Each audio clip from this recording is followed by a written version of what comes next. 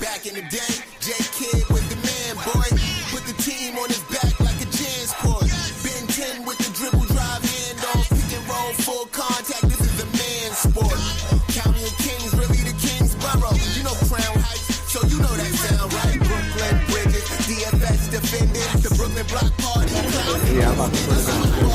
Clicking the whole block is ready like a lock on the table. Now we coming to get it. The short one's gonna reach you, Brooklyn.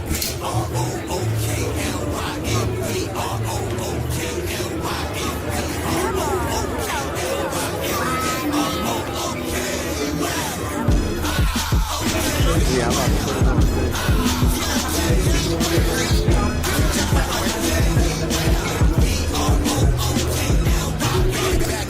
Back in the day, J Kid was the man, boy. Put the team on his back like a Jansport. Ben 10 with the dribble drive handoff, pick and roll, full contact. This is a man's sport. County of Kings, really the Kingsborough. You know Crown Heights, so you know that sound right. Brooklyn Bridges, DFS defending. Fresh off the press.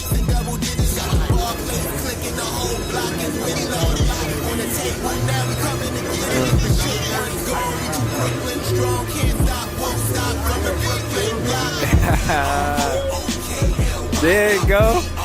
There you go. Nah, that's a 50.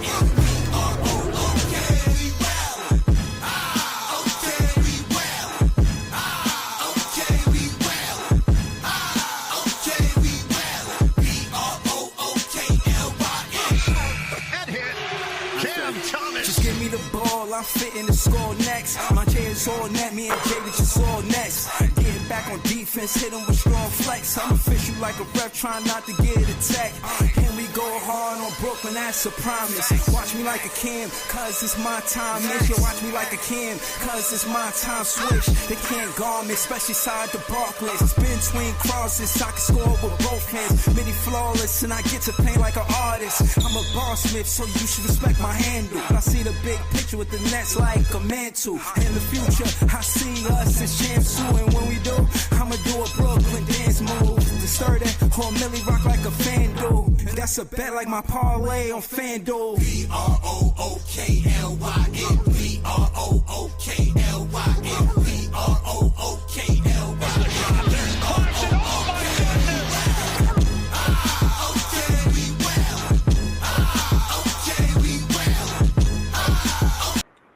Yo, it is Big Fan Breezy with the Brooklyn Nets vlog.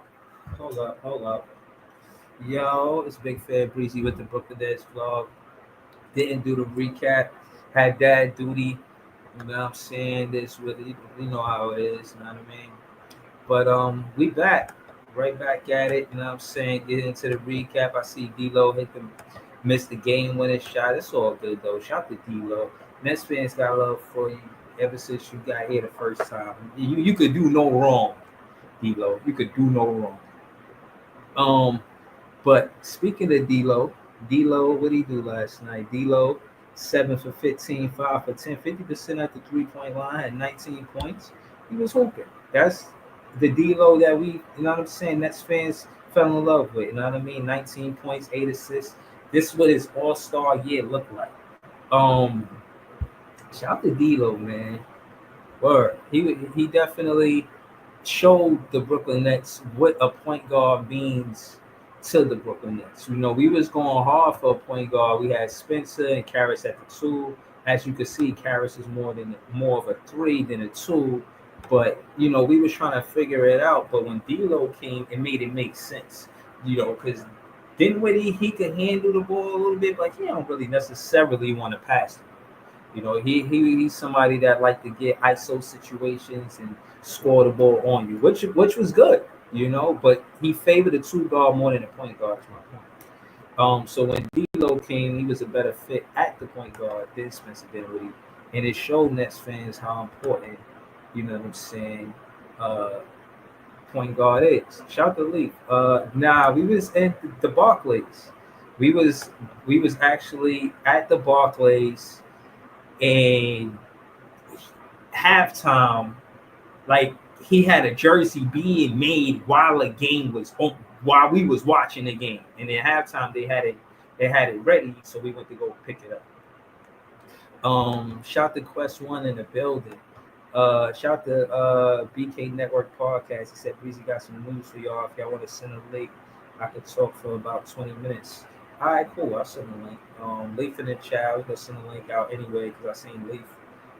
Shout to Quest One. And everybody, what I'm saying in the chat, man, hit the like button. Shout to Joey BK. He said, win, lose, or draw, we here. You know what I mean? And I want to say shout to all of the content creators of the Nets fan content creators. All of us. Me, Damon F,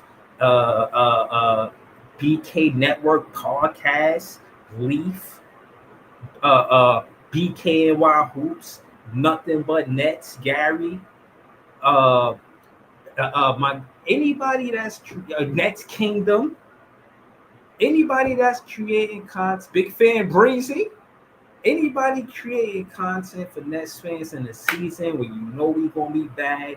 Y'all already know there was fans that was here because Harden was here, because KD was here, because Kyrie was here, and when they left, you know what I'm saying? They were fans more of the player than they were the team. Me, I'm a fan of the team. So I represent the team. You know what I'm saying? About to throw the link in the chat, but I just want to say this. I say, should CJ be part of the championship roster we building? I say yes. My argument to Nets fans is, even though y'all talk about all of these different trade scenarios with Cam Johnson or all of these different players that would be better for the Brooklyn Nets than Cam Johnson, I say this too. Cam Johnson will be a seasoned veteran when we are competing for a championship, going on a championship run. One. Cam Johnson is here for the beginning of all of this. All of the trades, all of the macro trades, all of the coaching changes, all of this stuff that Cam Johnson is seeing. He should be here for the championship roster. Clacks, I don't know. We could talk about that. But I ain't gonna hold y'all. You know what I'm saying? That's all I'm saying. I'm finna debate all night, man. I got time, cuz. Excuse me. Y'all not finna beat me over the head about how there's a better player. And I was listening to Gary podcast earlier and how y'all was talking about Cam Whitmore. I disagree again. Cam Whitmore ain't got no playoff experience.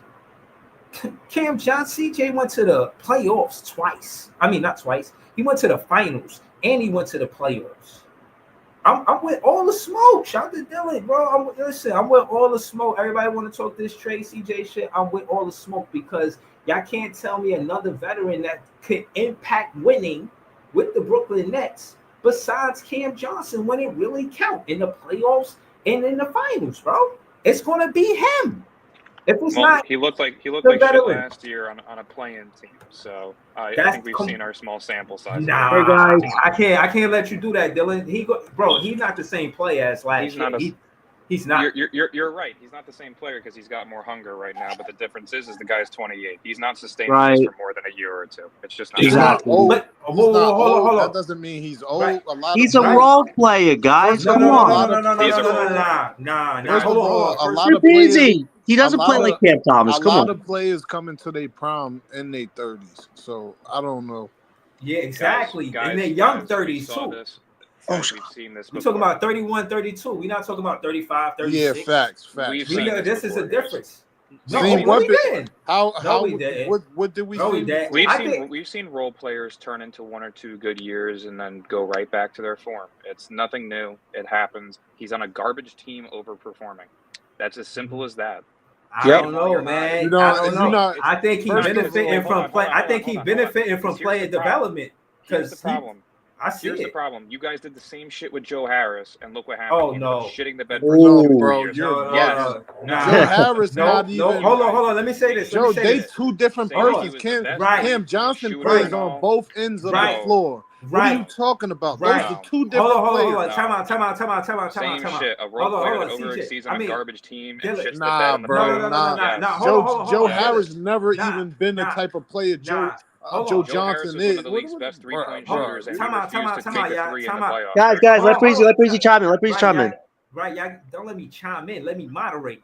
Y'all gotta That let me, too. you know what I'm saying? Run point. I mean, it's all of us up here. Somebody gotta play the point guard. That's me. I mean, I'm a big fan of Breezy. Now, thank you, John. But I stopped you to say, one, I disagree because I think if Cam Johnson was in that situation and KD was passing it to Cam Johnson the same way he was with Joe Harris, and that was when he drew the double team, I think the Brooklyn Nets win that series versus the Bucks. That's my opinion. Now, to say You're the talking difference about hypotheticals. right, no, that is, but this is a fact. The fact is this, that when the three-pointer not working for Cam Johnson, he could get to the basket or get to the midi. Now, And that's great. Joe Harris never could. So you can't say they're the same player because we And can he start plays there. defense. Let's start And right he there actually because they're not the plays same defense. players. I Starting am right saying there. that they're the same in the sense that they are guys that overexcelled on How did mediocre Joe playing Harris teams. He overexcel was for the the league's Nets? best three-point shooter. When he got to the No, playoffs, he couldn't hit a fucking bro. Let three. me say Yes. something to you, bro. There's Hold things on, like this that happen Hold all on, bro. the Hold on. time. You talk this whole time. The way you explaining the players is totally two different players. Cam Johnson is not just a shooter. He can break you down. He can score in the paint, and he also plays defense. Joe Harris sucked on defense. He has never done this before this year. What are you talking about? The He's guy doing went to this the on an finals. What are you talking overly about? Johnson's garbage not a good team. defender either. Just saying, Cam guys, he's not a good Johnson, What are defender you- Cam either. Johnson was the fifth option on a Yo. championship team. We're not talking about the Cam option, Johnson was bro. the fifth option. Yes, we Kim are talking about Johnson the was option because fucking he's not the fucking fifth guy. option. What are you talking about? He was a fifth option on a Hold championship on. team. Joe Harris was Time out. Joe Harris y'all. was the fourth So option, Gracie. bro. Yeah, and he So sucks. crazy. Guys, So let crazy. Breezy moderate. Y'all gotta let me run point. Yo, we gotta go to Dylan first. Leaf raising his hand, and John is second after Dylan, just on the order of how they came to the panel. So go ahead, Dylan. Finish. You can finish debating me about CJ or whatever news you said you was talking about in the chat. This is your comment. But we'll get to that. Get to your comment and how you feel about CJ. I'm not even going to debate you. And then we're going I'm gonna moderate from there. Go ahead. I'm glad that people feel this way because the news that I wanted to bring you guys is that I spoke with somebody today. Devin Carter's been ruled out of Sacramento's game on Sunday, so keep an eye on Cam Johnson because the trade may be happening soon. Whoa. Devin Carter. Who's Devin Carter? Like, wow, he ain't dropping no mixtape. He was a lottery picked point guard. Yeah, he was the top 10 He's been injured point half guard, of the season. Yep. So get ready. Okay. Something's happening.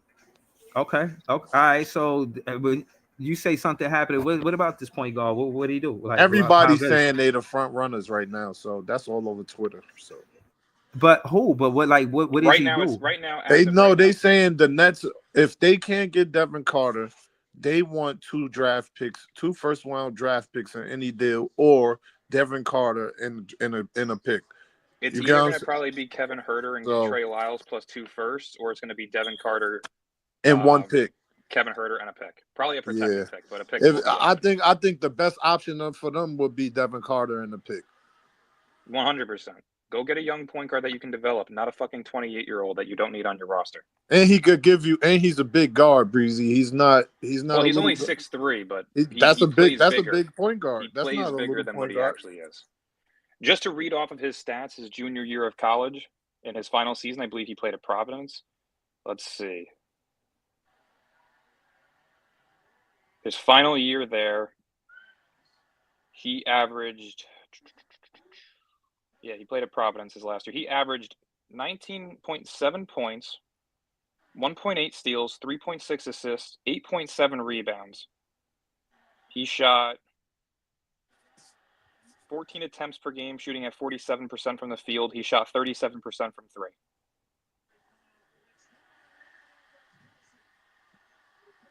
And he also averaged a block a game. So, yeah, solid. They saying that he's a guy that's like more ready. Like you don't have to worry about fully having to develop him. I don't know, but what y'all saying about that? What about that backcourt? Y'all was talking about how it'd be a small backcourt if they 6'3". We need somebody a bigger point guard. What about We that? do. That's what Dylan Harper is going to be for. Or Okay, so Kasparis, or okay. Igor Demon. You have options in this year's draft. The point is, just get Nah, fucking you rid of Cam can't get Johnson while he's you at his can't highest. get him and go get Dylan Okay. Harper, bro. Of course you can't can. do Alright, that. copy Devin that. Carter could be a high No, you caliber cannot, six-man. bro. No, you Hold cannot. on, No, you Greasy, cannot, Greasy. bro. Let John go. Go. If Dylan finish, go to John, cause then we're gonna go. I was just going to say Carter could be a high caliber. Carter could be a high caliber six-man. That's what I think he is. Last year's Interesting. draft class wasn't that good. So Carter the lottery is pick a last he year can was be a probably like a starting pick in point the guard. 25s this year. So I don't see him being a starter, like a full-time starter on a team that will succeed at some point. He's probably more of a six-man, more of a backup point guard. But it's still one of the better ones that you can get. Nah, Okay. he's All right. young. You don't trade away for somebody like that to put him on as a 6-man. But okay, Well, he starts this year until you draft your guy next year, whether that be Ace or Harper or Kasparis. you trading away year, they're you your trading guy. away a big asset for an asset It's not a for big the asset. future. Cam Johnson is a big asset No, of he this is team, not. bro. Yes, he is, bro. Whether He is you really think not. so or not, he's a big asset, bro. He's a big asset on a he's different gonna He's be the he's a one. good role He is player. a He's a great good role player. defense. So Hold Breezy. on, Greasy. Let's let Dylan. Let's see how John feel about what y'all saying. Just add to what Yeah. they're saying, John. What do you think about what they're saying? Because they have No, a listen. stalemate right now. Yeah, I've been looking at the information last few hours. Dylan, thank you for breaking that news a little bit there. Listen, the Kings are the one team I said a lot of streams ago that they're the most desperate. They should be the most desperate to want to get Cam Johnson because De'Aaron Fox, his situation is all up in the air. So if a Cam Johnson gives them a shooter's chance of getting the playoffs at least or 7 or 8 play in, you take that risk and that gamble. Now, Devin Carter, I know So Breezy's saying you can't get both him and Harper. I think what Carter is, he's an insurance policy. Let's say we don't get a point guard in the draft. You already have Devin Carter. We get Asa Cooper, and then you have Devin Carter as a part That's of your what I'm system. saying, bro. That's really good. That's And what can I I just say, basically was saying, Yo, bro. hold on, right, John. I don't John, disagree that you want Flag Yeah. or Ace if you go get Carter, but I'm just saying Right. if you don't, Nah, if you but don't John- get those two and Harper's available, Yes, you please. select him. John, don't to say that we're not gonna get a point guard in this draft is a far cry. Like we No, definitely I'm is saying what he's it an is. insurance. No, I'm Definitely saying he's an gonna get a insurance point guard. policy. Like if we land a 1 or 2, right? You get Ace or Cooper. We have a point guard right now, so we could use our other picks. Maybe get a center or another important depth piece. Is what I'm saying with getting Carter. And I want to say this too about OKC. I cannot believe Sam Presti, like Dylan says, is so drunk on these draft picks right now. You have 14 out of 15 guys on a roster. You got 4 picks coming up. You're not gonna be able to fit all that together, and you want nothing to do with Cam Johnson. Listen, if they fail this season and go after Giannis this summer, it's going to blow up in Sam Presti's face. That's all I'm going to say about that. But to this Kings deal, if it's some type of combination of Kevin Huerter, Trey Lyles, Carter, and an unprotected first, and maybe some seconds, I think that's a great little haul for Cam Johnson. So this deal gets done within the next 2 days. Good. I'm ready to get off of this twin era officially and get some good assets and officially have the most assets in the league. He ain't nobody twin. That's He not important. twin. So he got his own identity. Hold on, I'm not I gonna be know going they're with not the- biological, Nah. but I'm done with the twin era. I can't let you go like Completely. that. Yeah, it's not. The twin era is over since Mikal Bridges went to the Knicks. That's when No, it it's was over once Johnson is gone. It's officially over. Nah, yo, listen, man. I'm not in a rush. I'm listening to y'all, and I'm not just because I'm not saying nothing. I'm agreeing with y'all. I'm just letting y'all get y'all shit. Right. off. Right. Let me just land the finish. We're gonna then pass it to So Greasy. Then go right. Let me just land the plane. As long as we make this deal with Johnson, the Brooklyn Nets will officially have the most draft capital in the league. That is a huge power play position to be in right before one of the most historic drafts from recent memory. So if we get this Johnson deal done, I feel great about where we're going as far as our draft odds go. So let's get this Johnson deal done. We can all breathe a little sigh of relief. I passed the ball So Breezy. Thanks, Breeze. Yeah, man. I ain't really have shit to say. I was just debating, man. I was just going back and forth with what he was saying, bro. Nah, that's good content. Listen, I just feel as though if we go get Carter, I just feel as though that's a point guard you can work with for the future. You feel me? Right. Like, I don't think. What I I don't was trying think. to say though is that I don't think. Carter I was know. I drafted understand in what a you're lottery trying to of say. of a bad draft class. So if you look at the 5 main Hold on, guards bro. in this class, they're all better You than him. saying, Right. but you kind of going back on your word, bro. Because if you if you trading for the point guard and the pick, you already got your point guard and another first round pick. What do you need to go and get Dylan Harper for when you got Cooper or Ace right there? Because you draft based on talent in the NBA. Bro, especially when you have he's a not the lockout most team. talented. Okay, but what makes man. you think you're getting pick number 1? Harper is not the most That's another talented. thing. That's Harper true. is the most We finna NBA go ready. to the Bro, draft you right don't now. even know if we're gonna get number 3 or 4 or 5. That's what I'm That's saying. Point being, That's you're saying we true. shouldn't get Harper if you have the opportunity to get Flag or Ace. Nobody's denying Bro, that. bro, I'm taking Harper over Ace, bro. but that's if you don't have Wait, Devin let's Carter. hope Breezy If you have finishes Devin point so Carter, Leaf can chime in. Right. Leaf wants to chime in too. Thank No, you. I Thank you, already John. said what I said. That's all I think, bro. It would All be right, so dumb hold to on. go Let get- me draft say 2 it. point guards. You already got 1 point guard, but you're trying to draft another point guard. how That's many gonna players that's do you have gonna on a cause roster, though? confliction How right many there and there. players do you That's have on a gonna cause roster? No, that's a fair Right, point. right, I no, agree with that's So his Breezy on that. How I many- agree with So hold Breezy on that. Second. on. That's his take. You know what I'm saying? I just want to add to that. Then we you gonna need go to Leaf. a veteran point guard to teach a young point guard how to play Devin the game. Carter That's Carter a fact. right now They is got 22 Castle and years Chris old. Paul. That's Chris your Paul veteran and point Steven guard. Castle. Devin That's real Carter, shit. this is his first year. He's not even. And he was a he's not. 3-year college player. Look at Jalen Wilson. He played all 4 years in college. Jalen Wilson still struggles out there, bro. What are you talking about? Hold on, y'all. I'm trying to get y'all all on one accord because I Jalen don't want to Wilson. lose. Hold on, so Greasy. I don't want to lose my train of thought. Nah, you Basically, good, bro. You good. What bro. I was saying, because I want to go around a panel, and then we're gonna get to the open gym, and we all doing that, but we ain't get the Leaf yet. So I want to get to Leaf, and then you know what I'm saying, we're gonna come back around. Now, I wanted to add to that what conversation that I had prior, basically saying that the thing with what reason why Mike Brown got fired is with Kevin Huerter, and Easy was like, "Yo, how the fuck y'all cooking Kevin Huerter?" And I was saying that he was drafted at 4. For You mean Keegan Murray? Keegan Murray, yeah. not Oh Huerter. yeah, my bad. You're right. Not No problem, Huerter. please. Keegan Murray. Yeah, Keegan Yeah. Murray. He was drafted number 4 in his class. So for him to only had a productivity of what he did, far as what the season is, the reason why DeMar DeRozan got to come in is because he's not, in my opinion, being prolific. He's not being productive and getting better season after season the way he's supposed to, being the number 4 pick far as expectations. So I contrasted Keegan Murray to who we may get at 4, because we don't, like So Breezy said, we don't know if we're gonna get 1, 2, 3. We don't know. You know what I'm saying? But again, we don't, not to be long-winded. I said all that to say, whoever we draft, I want them to be better than Keegan Murray. Because if we get somebody like Keegan Murray with the 4th pick, if we do all of this and all we get is somebody like Keegan Murray, I'm gonna be hot. I'm gonna tell you right now, bro. But Keegan Murray's not happening. He's untouchable for them. And Keegan Murray. We don't want him. We don't want he's him. talking about that type of caliber player. Right, I'm talking that type of player. Right. If we doing all of this And just if to get a that's the player the case- caliber of Keegan Murray, I'm a cry my nephew. If that's the case, then bottom out next year and actually do it correctly rather than half-assing it for the first half of the season. It's not half-assing it, man. It is Why you keep half-assed. saying that? Listen, Because they could have hold on, moved listen. DFS and Schroeder before the season. They could have raised Listen. CJ's value like they did now and already shipped him. Nah, That's the they problem. had There's no urgency. Sean Marks had to prove that he got a good head coach before he did that. That's more. It doesn't matter about the head coach. Yes, or it not. do. You're Yes, supposed to it move do. on. Yo, I don't know what your basketball. Yo, Yes, it you do. got Wait, you can I got some step for a smart second here? basketball Listen, I knowledge. understand All right, hold on. bro. Let's go to Leaf. Moral We had a victories and stalemate. We had a rivalry stalemate, victories bro. and trying to beat teams and still Bro, be you're shit not and be a making no borderline sense playing to team. me, Now, hold bro. on. Time out. All right, let's go to Leaf. Let's go to Leaf. Let's go to Leaf. Would you rather be a top 3 pick or would you rather be pick 11? What would you want? Hold on. We had a stalemate. We had all me, you, Dylan. I just want that all answer. that a stalemate. Hold on. We gonna go to Leaf because we ain't get the Leaf. We for 20 minutes in, we ain't get the Leaf. You know what I'm saying? Shout the Leaf, man. I ain't even do the commercials. Leaf. Let's get a commercial real quick. And then, you know what I'm saying? Just, I don't know, man. Just, you know what I mean? We Nets fans, our record is crazy. You see what's going on, man. It's pandemonium. Go ahead, though. YouTube, Twitter, Instagram, Leaf4788. I guess listen, about this Cam Johnson thing, man. I'm gonna say I said it. My situation hasn't changed, bro. Like I'm cool whether he stays or whether he goes.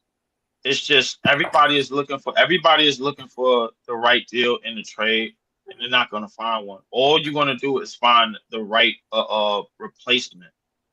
If Cam Johnson is traded, then I would like for the replacement to be Ace Bailey. If Cam Johnson stays, then Dylan Harper should. Then I'm cool with us drafting Dylan Harper. That's fine. So hold on, You got to Leaf. bet You don't on think Johnson for the rest of the season and deflate his You value. don't think hold I on, Leaf, fucks you with don't that, think Leaf. I fucks hold with that too, on. Word up. Listen, Leaf. I would never put either. It's not an either or. It's an and for me. But I see what you're saying. But I'm asking you why though? Why wouldn't you have Ace Bailey and Cam Johnson on the same team? They play the same You said position, Ace- basically. You said Ace Yeah. Bailey and Cam Johnson on the same team because Yeah. because they they play the same position. Two, you basically telling Ace Bailey, yo, he gotta wait his turn. And I understand giving Ace Bailey a veteran, but here's the thing about I'll give you a All perfect right, so hold example. on. Let me tell you what I mean, Leaf. No, not that it's good. It's just an example. 5 Clowney, right? 5 Clowney. The Not a 4 center. Hell no, It don't bro. make sense. Hell no. It don't make Hey, sense, what? right? The 4 gotta be Clowney, Nah, right? you gotta leave Clowney at the 4, bro. He's Hold blocking. up, You gotta stay at hold the up, 4. wait. Okay, he at the Can 4. You stay at the 4. Go ahead, Leaf. I just want to explain this. Listen, look at all of the teams. If you look at the Detroit, Houston, OKC, all these young teams that they got their talent out of the draft first, and then got their goddamn veterans after the Yeah, fact. they plugged. They Go plugged. look. First. Yes. Thank you. Go look at Wemby in his first year, bro, was playing with a whole bunch of shit. The second year, give him Chris Paul. Look at what's going on in Detroit. Chris Paul, Harrison playing- Barnes. And It was Cassie. hold on, wait. Let me finish. Detroit. Now they got vets 4 years after they drafted Kate Cunningham.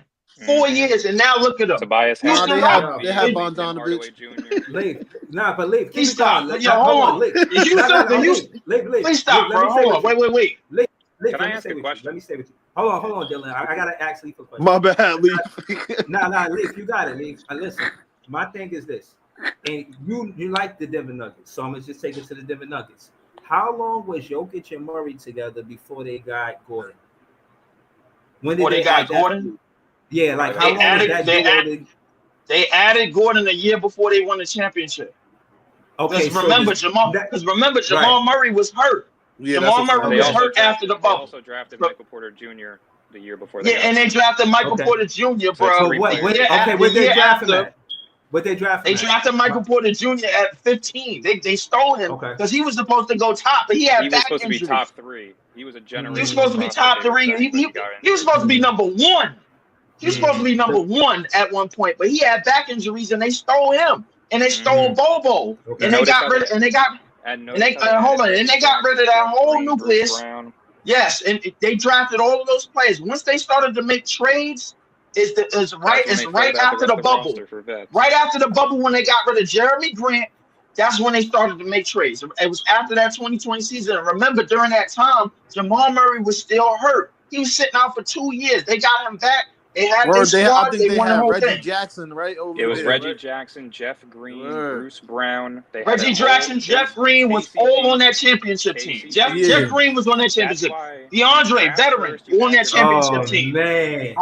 So That's why you draft listen. first. So You have listen. your best player. So I want everybody to follow. If you go on Twitter right now, it's a shitload of goddamn AJ DeBonsa on next paraphernalia. It's a We gonna get to shitload that. of it. And I'm telling everybody what the plan is. And LB can contest to this, and everybody else that's been on Twitter can contest to this. Pass it to You're LBO getting- next. Yes, and Can I get my question? before I pass the ball, you're loading up young talent like you wanted, Breeze, the entire time. You're loading up young talent to figure out what top talent is the goddamn core. Then you go get your veterans to pair alongside that. You don't keep veterans like Cam Johnson to string them along for the rest of the contract. They're gonna be cheaper because remember the Nets are the only team that bring players back for a second and third stint. We done it with Dinwiddie, we done it with D'Lo, we done it with everybody. So we ain't afraid to go get niggas that we had before at 5 years after the fact when they get older. Leaf. Of course, we're gonna all have soliloquies. I was gonna let you go on, but LBL joined the panel. Can I just ask my so question? basically, yeah, of course. I just want to count the yeses Go and ahead, nos. Dylan. It sounded like that's Dylan. Hold on. It sounded like Leaf saying no to Cam Johnson for the championship because it's the title. So I just want to for the chat that's listening. So okay, so that's 1, that's 2, that's 3. Damn, John, what you say, John? Heck no. Listen, Breeze, I respect all your points, but believing that Johnson could be a third or fourth piece next to a star in the future is ludicrous, my friend. This guy's mainly an offensive piece that has declining defense and injury problems. Those two things right there is why he's not a top role player for this team, unfortunately, Breeze. So it's a no for me, man. Nah, I say his defense is average. Okay, The whole point of this season. So you Below saying average, you don't want I one think so so, that's Breezy. 3 no's not on the roster. All right, so listen, I'm a Nets fan, but I'm only one Nets fan. So we just counting the numbers. We're gonna hear Dylan question, then we're gonna go to LBL. Go ahead, go ahead, Dylan. Yeah, my question's simple. Look at every role player that we've traded in the past. What ends up happening? Joe Harris was at a high value after the 2021 playoffs. We didn't move him. Guess what? We had to attach seconds to him to dump his salary. He retired the year Exactly. after. Same thing for Patty Mills. Same thing for Exactly. Spencer Dinwiddie. Same Exactly. thing DeAndre Jordan. for everybody that Exactly. we DeAndre Jordan. It's different, but They've done none of nothing. those players was producing like him, bro. Like Joe Harris I was can't literally the league's best lie, bro. shooter. I can't lie about the talent. But gap. Joe Harris was Wait. best three-point Yo, shooter. SO, bro. Tell me how did Joe Harris get $100 million contract in the first place? He got it with Come the on. Nets. Oh man. Come on. And he what did he ain't do? average no 19 points either. No, he only shot the Yeah. best efficiency from 3. Come almost on 3 now, straight bro. years. Like I understand that part, but you can't compare that guy to You Joe can Harris. compare that. Joe Harris You is truly can. buns. His best Joe season, Harris is he had a buns. You 3 cannot straight- compare he had him, 3 bro. straight years where he They averaged not the same type 13.7, player, bro. 14.5, 14.1. They- Guess what? they- He shot 47, 42, and 47.5% from 3. If you're They're not telling the me that's same not the type same, player, bro. that They're is. not the same type. He player. led Hold the up, league in shooting. hold up, SO, bro. Can you tell me? Why now? Why now? Cam Johnson is just starting at the age of 28. He's just now starting to play like Tobias Harris. He gonna He's tell been in the you league how many he gonna years? tell you he on the ass team though. Stop That's what He they is on gonna the ass say. team. I Is he not don't on the ass like team? that Bob said. comparison, man. Tobias Harris. Yikes. Yo, Ben nigga, Simmons' I've been telling you cousin? this for me. I don't Wait, like that Tobias comparison. Ben Simmons' cooking cousin, Y'all niggas be Tobias? Right. Hey yo, I'm with that. Hey yo, Leaf. So hold I on. You understand trying where you coming I'm from, trying bro. to figure out where y'all niggas minds at, bro. I understand where you all coming I'm from, saying bro. is, Do you guys listen, want a all top I- 3 pick, or do you want to pick Hold on. between 10 and 12? No, What do you hold want? on. We got to go to LBL. Because LBL came here with this whole 2-year I just want to hear what plan SO's and this and answer is, that. because it You know depends. Do what? you want mediocrity? Hold on. or We gotta- I'm about to blow a gasket out here, bro. I swear. Nah, not me. Hold on, listen. In the title, it says should CJ be part of the championship roster? I got more no's than yeses. I respect it. I'm not saying agree with me. I'm just saying let's have a conversation. Hell no. Again, Who's that? right. So hold on. That's us. Now we ain't go to LBL yet. Let's go to LBL. How you feel about all of this? And I know already, but for the chat, maybe the new subscribers, hit the like button, hit the subscribe button. For the new people that's listening in the chat, not writing no comments, just let them know how you seen it. And this from a while ago, so shout out to LBL. I know y'all, you know what I mean? Y'all see the avatar, but every time I see that one, just know this is why I say Nets fans are the best fans. This guy knows basketball. LBL, talk to us, man. What do you see the Brooklyn Nets doing with Cam Johnson? Should he be part of this championship roster? How do you see things fit? We got to move on from him. We gotta trade him, Thank and then get the best deal that we can, and just move on. And that's why I understand what Leaf is saying about who his replacement is the younger draftee who will be a better player than him. Also, don't forget Zaire Williams. Someone just mentioned Tobias Harris, and it's like, if you look back on, I know Tobias is older, but The He's old one of the Clippers Pistons- days are old tough. Piston days? Don't forget Zaire Williams. On the Clippers. He's one of the Hold tough on the up. Clippers. Before you continue, bro. No. He Oh was no, tough for Orlando, everybody. right? Just to let all you niggas know, bro. For Philly, for 6 years, he was averaging 18 a game. For Orlando, Exactly. he was averaging 16 a game. For That's what I'm Detroit, saying. he was Cam averaging Johnson 16 a game. wishes. And for the Clippers, he was Johnson averaging wishes 20 he a game, was. bro. Cam Johnson has just now turned into what Tobias Harris has been for his entire career. Please. Yikes. And that's because he got the opportunity. I ain't stupid. That's not because he got the opportunity. That's nasty. I ain't a stupid nigga, bro. I know the goddamn stats. Talk your shit. Tobias Harris, like I said, Cam Johnson wishes he had Tobias Harris's career. And what I'm saying is that's because he got the opportunity now. No, he had the opportunity. A lot of guys. No. I'm talking about Cam Johnson. He was starting for I'm talking about finals Cam Johnson. team. I'm talking about Cam Johnson. He had the opportunity last year. He was starting for a finals team. He was shooting 14, 15, right? Bruh, I'm saying he was getting last-second shots Booker last year. Tell me I'm lying. No. I'm not talking about I'm not talking about him staying here, bro. I'm not saying that. What I'm saying is, how much did he average last year? It's the same trajectory. No, it wasn't the same. He was averaging worse. He was shooting worse last year, and he was averaging worse last year, bro. Yeah. But he was getting late game shots last year, and all you niggas is up in here know it. Everybody up in here seen these games where he was getting last-second shot, and they said the ball should have went to Cam Thomas instead of him. That's a fact. Right. That's a fact. Remember his first game, they sat Thomas down. They let Johnson to outside. And now that he balls, bro, don't nobody want to trade him. Yeah, I don't understand that. Oh, man. I want to trade his ass. I said I would trade him. We don't need to keep him. I ain't got a problem with keeping him either, like you said. He's not a third or fourth option on anybody's championship team. He's a fifth option on a team with depth. If you could get a first-round pick and a good player, yeah, give his ass the boot. If you could get two first-round picks. Sacramento got a lottery pick? 1 through 12? It's protected 1 through 12. So if they fall into that range, then but they shouldn't. And that's another reason why you should be looking to trade him. Stop giving Sacramento power. Oh, yeah, you see, I did the closer investigation. You know what I mean? Had to go see what's happening with it. You know what I mean? Detective Breezy.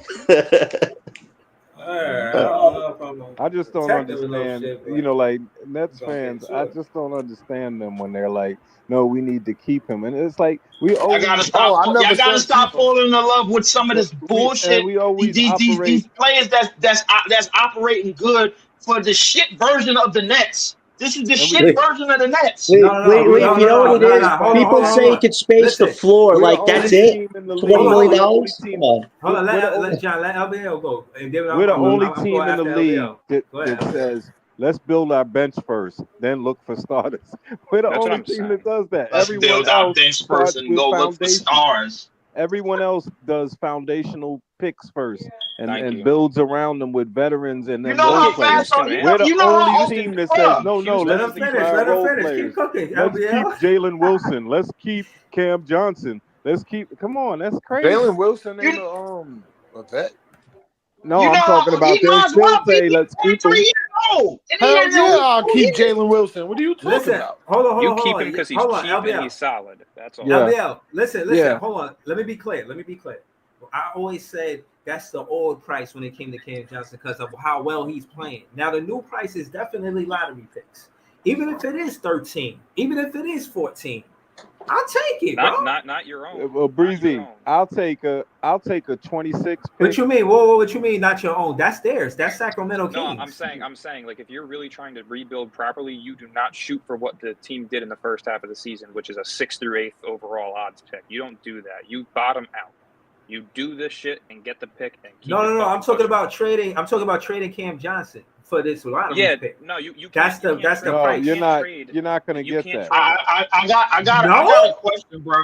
No, wait, hold on. You can't trade the top 12 protected pick because it's already been traded somewhere else. That's why it's protected. So you can't. Yo, Dylan. What you mean it's already traded to somewhere else? It say own. Yeah, that's why it's top 12 protected because Atlanta owns it. It already got traded. Atlanta owns it. They got 30. It's to Atlanta. That's a terrible pick. I don't want that.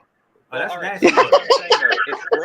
It's Brooklyn. But also, yeah, it is. I want that. But also, it doesn't have to be a pick this year. It could be a future pick. Nah, bro. The way you've been acting all year, to sound like you don't want a top 10 pick at all, bro. Like, bro, listen. The thing is, bro, like it seemed like why is it? It seemed like we more interested in tanking for next year than we are for the year that we currently in. Well, we got No, four picks. Leaf. You know what it is? Wait, Leaf. I You know already what? Some told you, people I are wanna- underrated. This Leaf. the Leaf. only You know, year I wait 1 wanna second. take. Time bro. out. Time No, out. no, Let me wait, say Leaf. this, bro. Let me say this, please. What is we Because that's doing? not. Hold on, bro. Let me answer your question. That's not how I feel, bro. I honestly feel I don't want them to waste no more Cam Thomas' career. So I disagree with LBA. They've been wasting it. Listen, so what I'm saying is, to a certain extent, they could preserve the same way y'all say, quote unquote. And I'm not saying that it's not that he didn't have the injury, but for Murray to be down 2 years is probably part of the reason why Denver got the pick to get Michael Porter Jr. in the first place. I don't know if I'm right or wrong. I'm just talking, allegedly. Now I'm saying that to say I don't want to see that for Cam Thomas going into his fourth year. His potential is brighter than that, and all of the ceiling that fans give him, I disagree with it.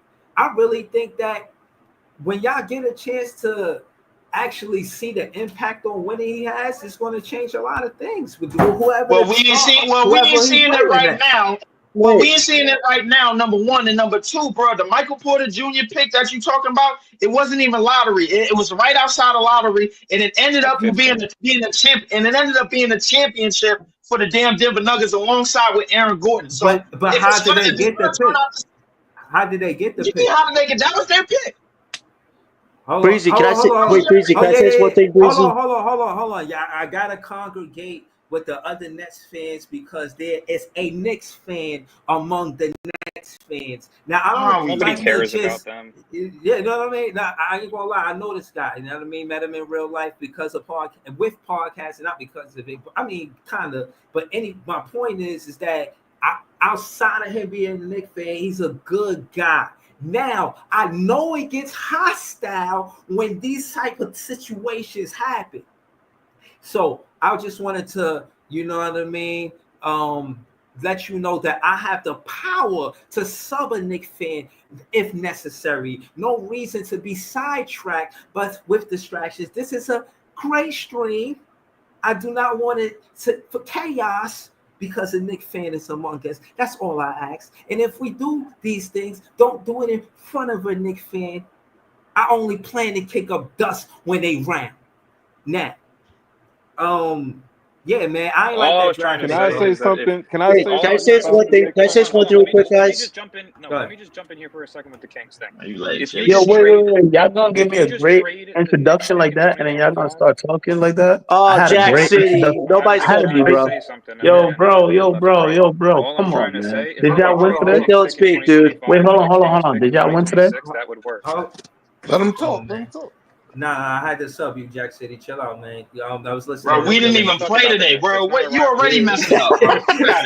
You damn sure ain't. Let Dylan finish his point. Right. I was listening to the net fan. The Kings don't have a pick in 2025 because their pick is protected. So they cannot trade that 2026 pick unless if you give up a 2025 pick. So if the Nets just include the Knicks pick in 2025, which is going to be a late 20s pick for the future pick in 2026, that makes a lot of sense. That's all I'm saying. That's what I would do. Okay, so again, my thing is I want a guarantee lottery pick. Now, I don't necessarily know how that's going to work, but, you know, again, a team like Sacramento is good to make a trade with them because they under pressure to win in the West. You got DeMar DeRozan before the season started promising that they're going to get to the Western Conference Finals. That's some big shoes to fill, you know what I mean? So I don't know if he's going to be really doing that with De'Aaron Fox and company. That being said, somebody like Cam Johnson eases that pressure up.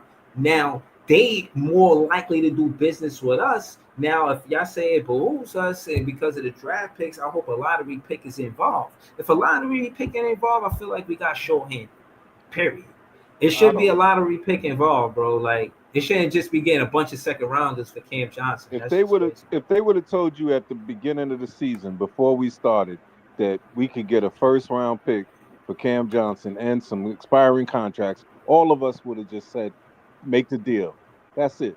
Now y'all act like just because he's averaging 18, 19, now you're acting like he's the missing piece to something. No, he's still a scrub guy that's having a good few months. Thank you. Wait, can I just say this one thing to LBO's point here? Because Leaf asked this question, because like, why is everybody kind of like, some people are kind of like down on this upcoming draft and want to keep Johnson? Because I can hear from some people, it's like, oh, this draft ain't that exciting. Let's waste this draft. Let's go for AJ DeBonsa. We only have one pick a year from now in 2026. Right now we have four picks. Like, we have more room in this draft. John, please, let me just say this, please. I don't want to interrupt you. We're going to go right back to John. But to all Nets fans, I really debate that. I really feel like some Nets fans underappreciate Cam Thomas when they talk like that. Because at the end of the day, y'all just talking about y'all like 40, y'all like 30 games into the season. Why y'all keep talking off-season talk, son? We're trying to get top draft pick. Dude, you don't even know what Brooklyn business is going on, man. You're a Knicks hater, Knicks fan, whatever you are, man. I don't know. Yeah. No, I'm sorry. He interrupted. I had to sub him. I ain't going to lose my train of thought. Jack City, man, this is just a hostile situation right now. You know what I mean? But yeah, listen, I feel like, Cam Thomas is a player that can score with the best of them, and he could do it in the fourth quarter too. So my thing is, because he could do it in the fourth quarter and he could score with the best of them, bruh, it's something not to be ignored just because he's the 27th pick. I'm not fitting to compare him to all of these different players that more than likely is going to be lottery picks anyway. You feel what I'm saying? You get a player like that, and in my opinion, he playing ball. You know what I mean? He know what's going on. He see what's. He don't necessarily want to go to a Kendall. I think he feel like Brooklyn Nets is best for him, and what's best for the Brooklyn Nets is Cam Thomas. I don't think we should undervalue him and ever put him on the trade market, because you can't get a lot of players that could do what he could do and have the temperament and be disciplined enough to go through all of these different coaches, not just Nick Claxton. Cam Thomas, too, going through all of these different coaches. He could have been gave up on the Brooklyn Nets. Like, yo, fuck all this shit, man. He already came out with a T-shirt that said, ain't shit funny. Like, I'm just saying, I thought he did that because of his career. Like, yo, my NBA career is not no joke. Like, I'm a serious person and I love basketball. You feel what I'm saying? So, that's just how I feel, man.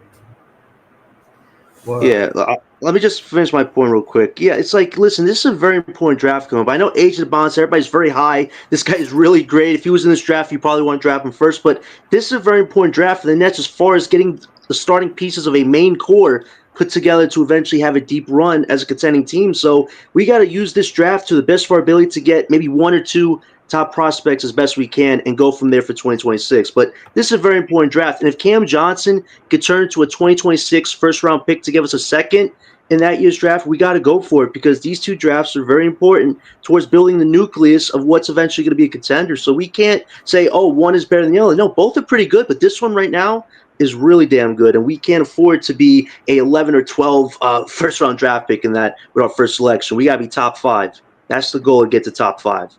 Let's get to it. Only 4 games out of the second pick. Right. Yeah. Yo, listen, man. I think what did he say? You not. He said Cooper Flag 1, Dylan Harper 2, 3 Caspers, 4 Ace. I think that's his order for who we should get on this team. Now, for one, I heard Coop had 40 the other day. You know what I'm saying? I heard he really good at basketball, rebounding, just not scoring, but basketball.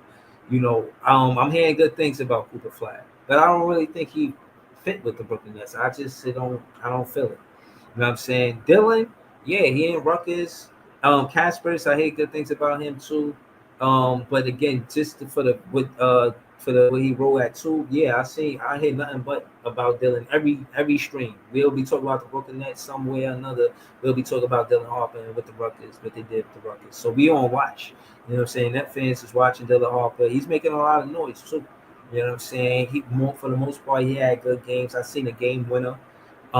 He's hooping, man, and he played defense too.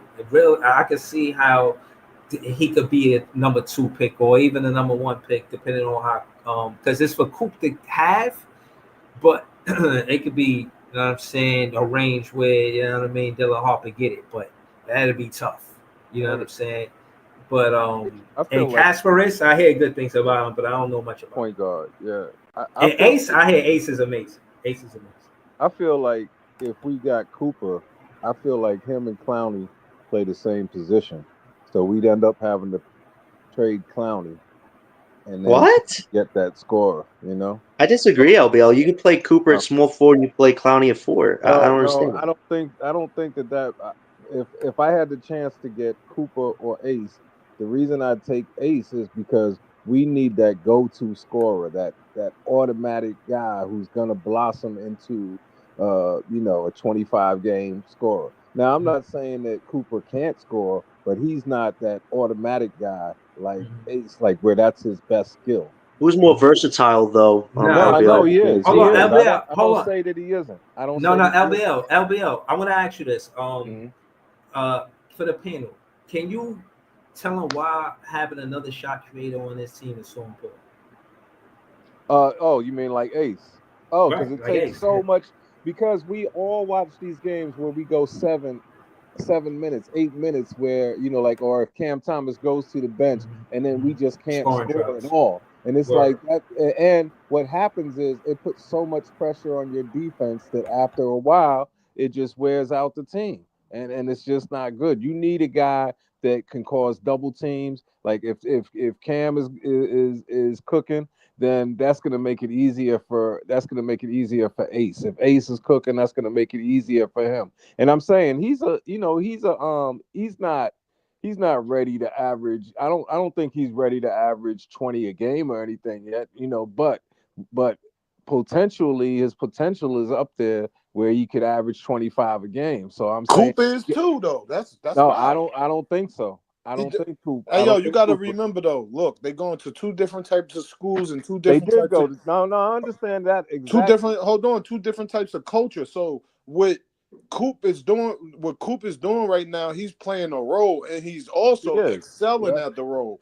Yeah. When over there at Rutgers, we know like that's a hood. That's not the hood, but that's a school where they're gonna let you go ball out. Like I understand, but I'm not looking at just the programs. I'm looking at what their skills are. Like to me, Cooper Flag is more like a Scottie Pippen or a young Kawhi, Okay, I understand that. And Kawhi didn't develop into this scorer till much later. And right, you're right. What we need more sooner is we need that guy that's just like like Kevin Durant in his second year or Kevin Durant in his third year. It's like, oh man, this guy's just unstoppable. And but I don't think that's no lie. Ace is nice, but I don't think he's KD level in college. Oh no, he's not. He's not because KD was he was on some grown man shit. Even though he was skinny. He was skinny, you get what I'm saying? So yeah. I understand where you 100%. I understand where I think he's the second they both. I just think they both will be a good compliment to Cam Thomas. I just think only reason why I say Coop because he's more NBA built already. He's already big. He's already gonna give you rebounds. He's already like more of a team. I understand that. Not like so. What I'm saying is I could see Cooper. But the talent wise. Oh yeah, Ace is like his talent supposed to be on some McGrady shit. Say Utah takes Cooper, and we take Ace, right? Right. I could see, or even whoever in between us takes Dylan. I could see both of those guys being ahead of Ace in terms of being rookie of the year or whatever, or getting more rookie votes or something like that. But I'm saying over time we need that. And just in case, because I'm not putting all my. No, I 100% agree with you. I think Ace over time might be the better player than all of them. So hold on, y'all. Hold on. You gotta take him when you get the chance. Look at you, knock though. Maybe he a Knicks fan too. Maybe he came with Jack City. I don't know. Shout out to all the Nets fans, and we the best fans. But shout out to all the other fans that's watching too, man. Talk y'all shit, man. We here for it. We got 13. We got 14 wins. I'm here for all the smoke. Shout out to you, Jack City. But we wasn't trying to hear that Knicks fan trolling shit. Not right now, bro. We this shit is different right now, bro. Shit different right now. You not in the comments. He said Ace, way too many holes. The least chance of being a star. He scarily reminds me of Cam Reddish or Jaden McDaniels without the what? That's nasty. Yo, LBL, man, you already just went dust with that one. Who did Cam Reddish play next to? This the first time I ever heard that shit, bro. Who That's did Cam Reddish wild. play next to at Duke? He said he a Nets fan. Okay. Who did Cam Reddish play next to at Duke? Not Zion, right? No, right? I don't know. Yeah, I think he was playing. That's what I'm saying. It's a different thing. You know, it's different, man. And it's like, man, Cam Reddish wasn't as far ahead as he wasn't as far ahead as Cooper or Ace. You know, And everybody kept saying Cam Reddish was supposed to be that guy too. You know, yeah. like. And And remember people, Kevin Knox when that guy got drafted top 10? Yeah. He's not in the league anymore. Yeah, but when you get a chance to take that undeniable scorer, you know, because the fear of, I would say the negative thing about Ace Bailey is not that he won't be a scorer, a pure scorer. The knock is, will the rest of his game catch up? Will he be Right? But I'm saying that's a problem we could solve down the road. That the main thing that we need right now is that undeniable scorer next to Cam Thomas and next to our team as we're building, and then the next year we go. So that's what I'm saying. You know, if you end up, and then the next year you end up with, because I'm saying Clowney fits that more, whereas Clowney and Flag playing together, it's like we're still gonna be like, where's our scoring coming from? Oh man, Right. where's scoring coming from? Well, That's what well, I'm here's a saying. good counter what do question you for you, mean? You LBL. got Cam Wait, Thomas and one Clowney second. averaging What's double so breezy? doubles. So breezy, one second. So LBL, say we do draft Ace, and that's like was second or third pick. Who's the point guard of our future going to be? Could it be Devin Carter if we trade for him, or could it be somebody in the draft That's what I that we're was not saying. talking If you about go yet? get, Like, that's who what would I be was our saying. point guard to play with Ace? That's what I was LBL. saying. If you I go don't get Devin Carter, you give it a try. See I how don't it really goes. talk about guys. Yeah, that I'm I with have. you on that. So breezy, if we could give him a try, I'm fine with that. We I could maybe haven't. wait till next year It's hard to for me get to a point talk. guard Because too. 6'3" as a point guard is not really small. You know, Wait, it's what, not. LBL? I was just saying I can't talk about guys that I haven't really seen play. So since I haven't seen Devin Carter play, I can't say answer. Oh, You you know, ain't watch his college tape? You gotta go look that. no, I mean, you know what? That's what I'm saying. I don't trust that as much as I do just watching them live. Not even that. Look at his first G League game back. Like his G League game forced him to the main roster. He had almost 30-some points.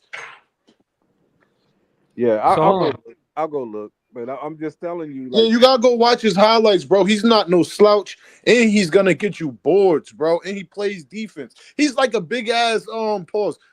What's his name from the Hornets? No, not from the Hornets. Okoro from You talking about Cleveland Cavaliers? No. The dude with the ponytail. He plays defense and he's short though. If he was big, You talking about Alvarado? yeah, he's like a little Alvarado, like speedy player, but he's big though. He's bigger though. He's 6'3", like so. Wow. He plays like a bigger player though. That sounds like a band-aid though. Would you like Boogie Fland, LBL, if we drafted him with a I Bucks heard of pick? him too. Boogie Fland. Now, Boogie Fland, I have. Yeah, would you like Boogie? Yeah, but you know, but he's still a project. You know, what I'm saying because he's young and you know, he's really fast, but he's still a project. Listen, you know? go draft. So he got speed though, man. Right. That's exciting. I want to ask. Like we have two starters, right, Breezy? We have two starters. Cam Thomas, Noah Clowney. Exactly. And Right. so Hold on, LBL. Let me bring it back for you. Let's around. rewind it real quick. Let me ask you this, LBL. Why do you think they drafted Kenny Anderson when they did? I mentioned it. I asked the question because he's a guard. Yeah. And y'all talking about drafting a guard. Why do you think they wanted to draft a guard then? And why should we draft a guard now? Kenny can Now, space the floor. we already had our small forward, Chris Morris, right? He Okay. was the fourth pick, like maybe 3 years before. Then we got Derek Coleman, right? And Derek Coleman was rookie of the year. He was like the rookie of the year for the whole NBA. And he was a 19-10 guy, right? So then now when we got Kenny Anderson, we saw the potential in him that he was busting up what's his name? Bobby Hurley, right? Mm-hmm. And he was the top point guard in the Bring draft. it back for the people who don't know what you're talking about. In college, they competed versus each other, and he gave them work. Yeah, and then so then the problem was when he came to us, we still had the old Celtics coach Bill Fitch, and Fitch didn't really like his game. You know, he Okay. thought, oh, he dribbles too much, he shoots too much, this and that. So he buried him on the bench. And it was only after we fired Fitch and then we got our next coach that we started moving up, you know? Yeah. So okay. So again, you felt like they had the small forward. So bringing it back to now, we got Cam Thomas, we got Noah Clowney. Those are the two starters you're talking about. So talk to me. What do you think they should draft because they got a power forward and a two guard? What's the positions you think they should use the draft picks for? I'm saying if we get a chance at the undeniable scorer at a position that we need, like the 3, then I would say get Ace Bailey. And see, that was the thing with Coleman. Coleman wasn't going to be averaging, 25 or 30 a game, but he was unstoppable wherever he was at. So, like, he automatically, from day one that he came into the league, he could give people trouble. And that's what I'm saying. That's what you want. So that's what you want, like, for us, because we don't want them scoring droughts. We don't want to be thinking about that. And then if the next year we end up drafting AJ DeBonster and we say, oh, well, now let's see how he plays with Ace or whatever, even though they play close to the same position. Let's see how they run. And we'll know who to trade. And because they're both such dynamic scorers, it's easy to come off of one of them. Mm-hmm. All right, so look, quick peep. Now, again, I'm not saying as if you don't know. Again, like I said, Nets fans is the best fans. I'll be talking about LBL. One of the seasons with Kenny Anderson and Derek Coleman on the same roster, 2 high draft picks, right? 1 and 2, right? Back to back. Yeah. So I just want to bring it up to speed for the Nets fans that's listening. We had 2 back to back of our own. Did we have our own picks in this situation too? What do you mean? With Derek Coleman and Kenny Anderson. Yeah, we were one of the worst teams. And then and that's what I'm saying. Right. So hold on. Let's bring it back. Kenny Anderson got drafted in 91. Yeah. Right. And Derek Coleman got drafted in the season before that. Yeah. Right. So okay, my point is this, right? The year that we hold on. Stats for his first year. Right. We're gonna get to it. Can y'all see the stats? Y'all see the stats? All right, so I want to, because we were going to be validating basically what LBL said about it being a 2-season situation. Now, again, to my knowledge, they had both of their draft picks. I don't know how correct I am, but I'm here for it. They were 26 and 56 that first year. They got Derek Coleman, right? That's him by himself. Now, when you look at the roster, it stands out for the most part. They have Mookie Blaylock, who, I mean, that kind of stand out, but it's kind of deviating from my point. My point is that but hold on, matter of fact, let's kind of backtrack with Mookie Blaylock, because he had 1 year in, right? When was he top drafted? 12? He was a top 12 pick. Top 12 pick. So they weren't happy enough with Mookie Blaylock to say they wanted him to run the franchise. Because if they did, it's no way that they get Kenny Anderson if they just had him for 1 season, bro. I'm gonna say, like I said, they already had what's his name, Chris Morris, right? They already had Derek Coleman, so they had their 3, they had their 4, and when it came to get Mookie Blaylock, when they had Mookie Blaylock, they just knew they couldn't pass up Kenny Anderson because he was that dynamic, you know. Mm-hmm. Yeah. So they drafted him with the intent to trade Mookie. But what's the name played Mookie over him? Bill Fitch. Okay. Somebody said if you could get a Cooper or Ace and trade up for Derek Queen, that's a massive W. Nah, that's a fact. Getting Queen would be huge for us. If we were able to reset the center position and get a young offensive center, that's another piece of the puzzle that gets taken care of. Power forward, though. But all right, so hold on, slow it down. He's a good 5. He could be a good 5. Right. But hold on, slow it down. So when y'all say if we could get Queen, what draft? Where do you think he falls in the draft? Like 14 to 20. 14 to 20. Top 10. Top 10. I think 14 to 20.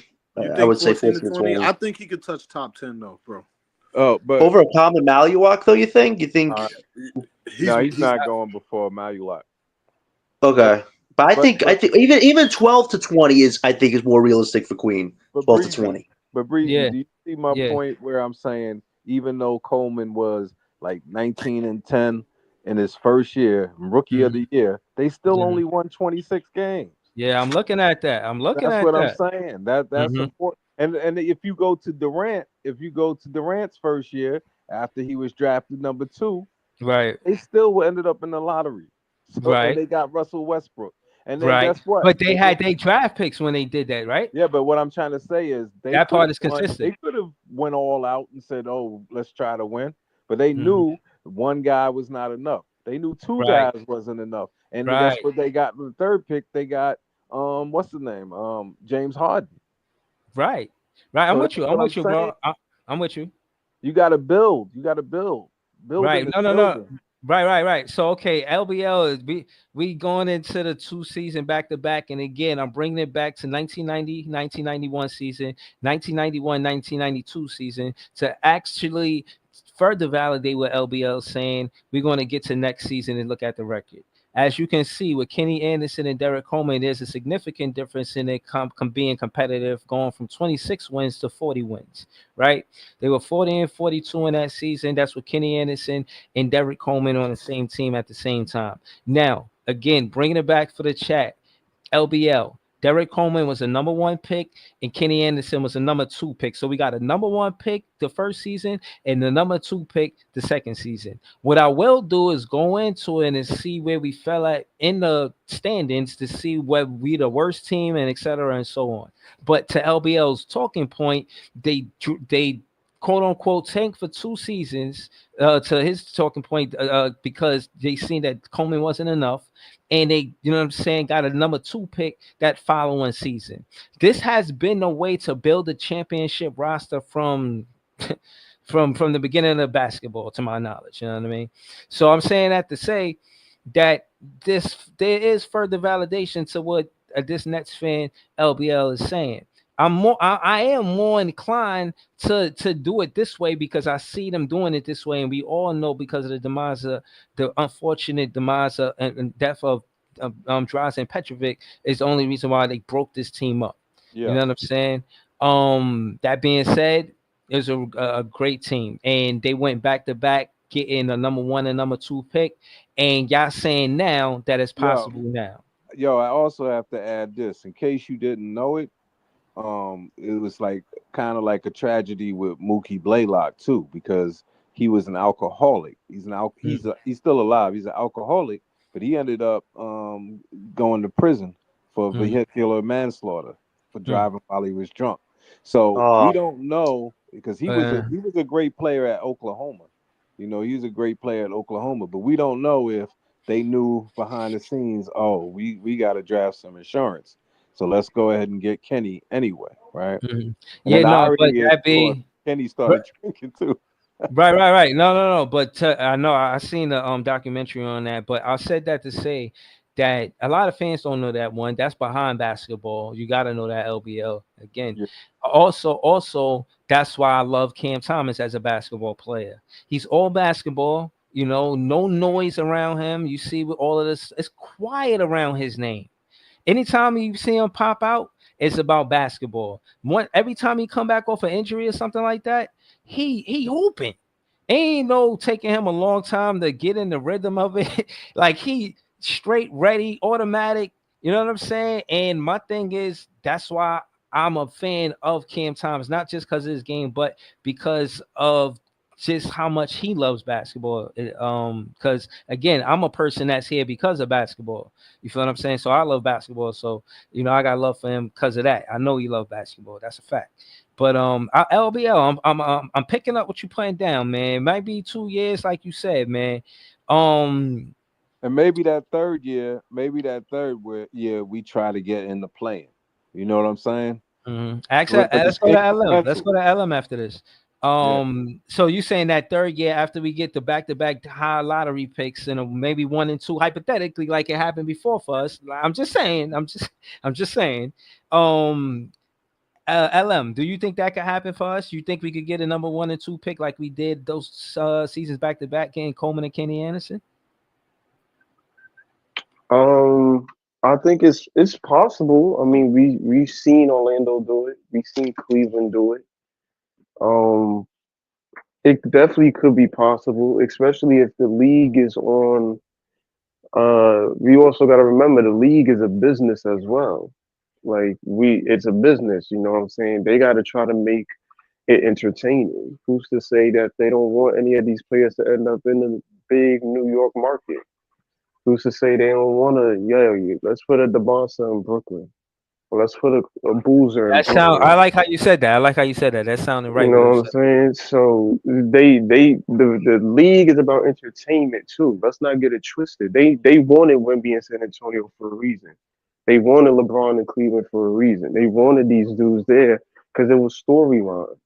LM, Like it, yeah. you just reminded me when you said Orlando. Orlando, that made me think of, yeah, they the same year that um remember they had Scott first, right? 3D, Dennis. Hmm. But then the next year they went all out and they got Shaq, right? But now even Right. had Shaq the same year that he would, the year that movie came out, Blue Chips or whatever, right? He Hmm. played he played with Penny Hardaway, and so Hmm.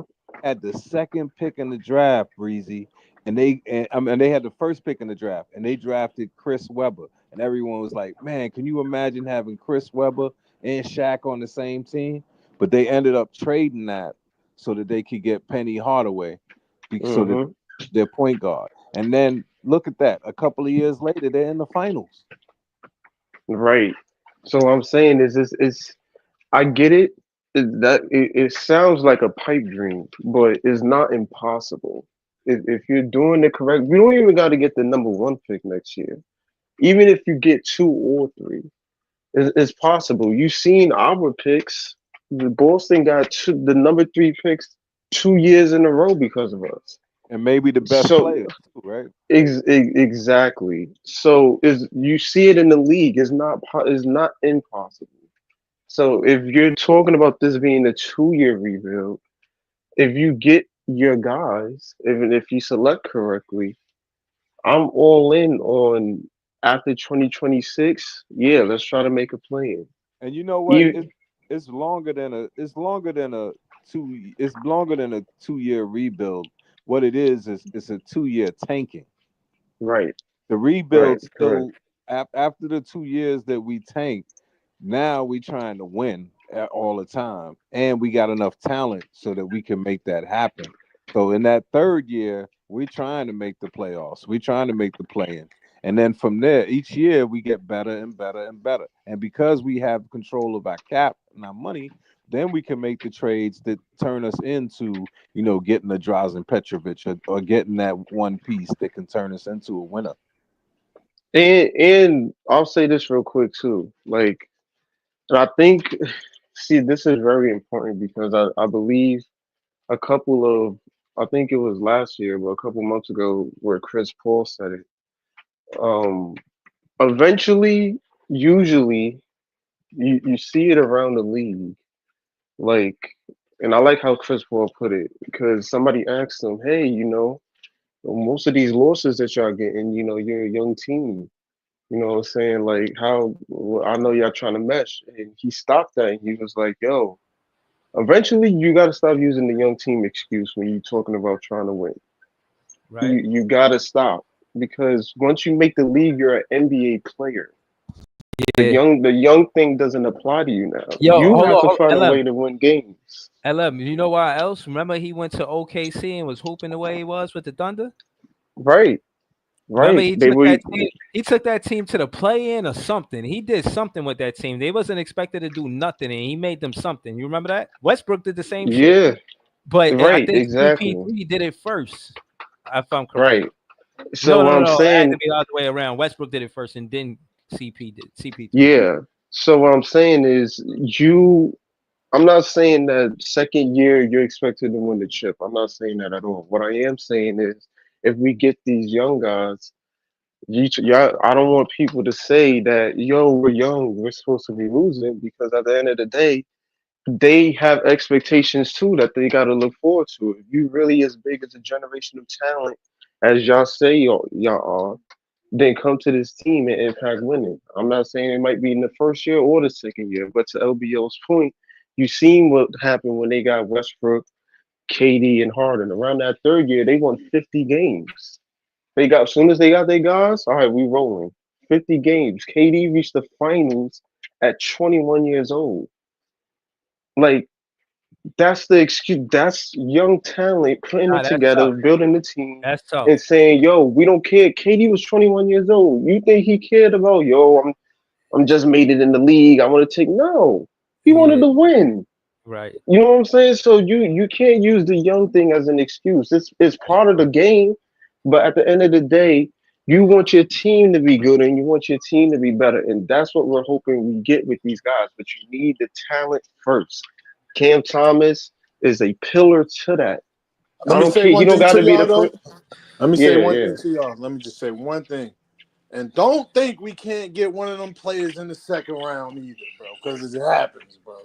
Like, it ain't always got to be the top of the draft. Just remember, what if one of our second round picks become better than the first round picks? You never know. That's all I gotta say.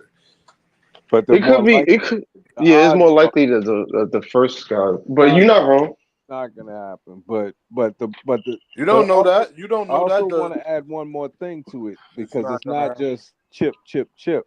Also, since if you're a real fan of the team, then you want guys that you could have for 5 years, hopefully 10 years, that you could, that you could see their jerseys retired in the Barclays, where you walk around wearing that thing. Them OKC people, when they got Durant and then they got Westbrook, everybody was wearing their jerseys because they're like, yo, these dudes is gonna be here forever.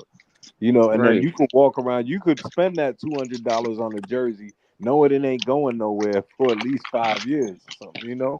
So that's what I'm saying. And that kind of pride that you take because you're representing. I was watching that game with Kobe versus Marbury and all of them when they were I think it was the year that Marbury made the All-Star team for the Nets. And I was walking around with my chest puffed out by the way Iverson and Marbury were playing in that game. And that's what I'm saying. You want representation. We don't want to just be like, oh, we got Spencer Dinwiddie in the skills contest. We got Joe Harris in the three-point contest. Nah, we want to be in the games. We want to be on the covers of Slam. We want to be on, all of that kind of stuff. That's what I'm saying. Right. Exactly. And Cam and That's to what whoever said in the drafting. comments, Cam Thomas is a pillar. He may not be the franchise player, Yeah. but he can be a pillar. He can be an option. He doesn't have to be the number one guy. You Yeah. gotta get Right. you gotta get your franchise guy.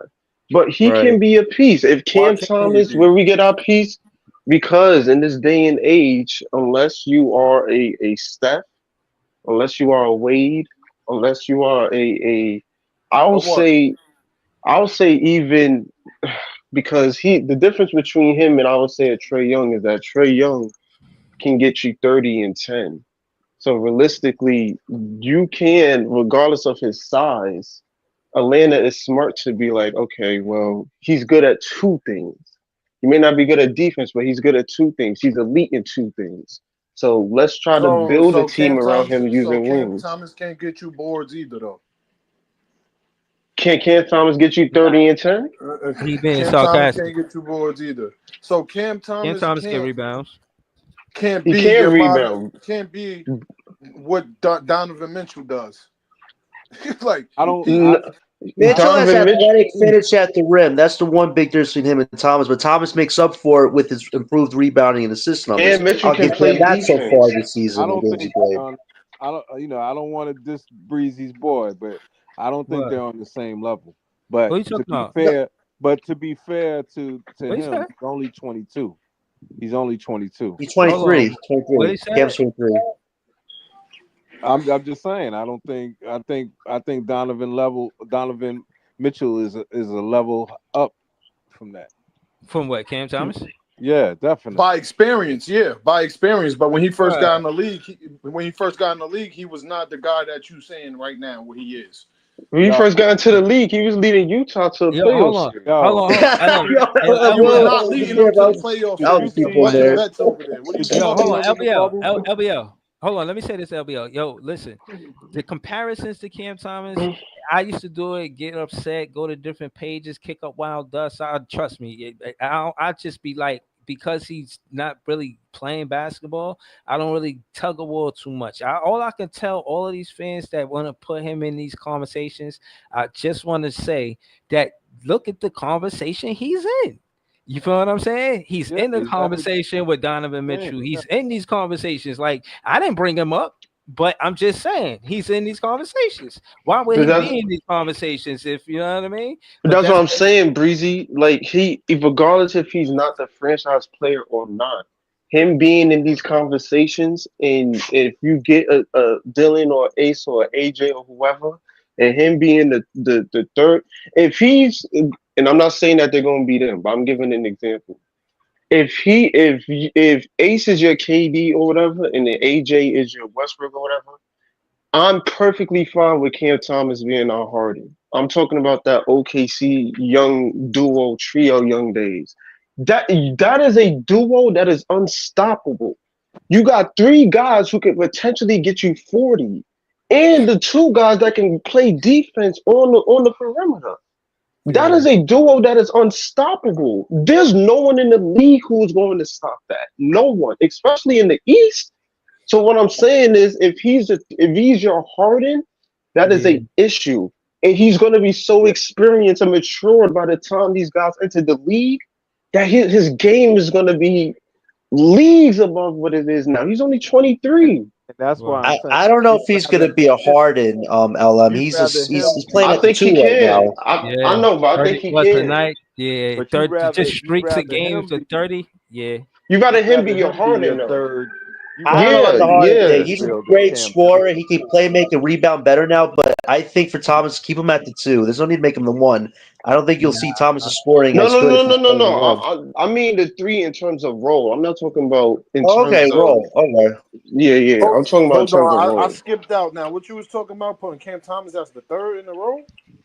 Yeah, that's what he said. If you got your fit, that's what he said. Man, y'all on that New York's finest Brooklyn Bridge shit right now. What is y'all talking about?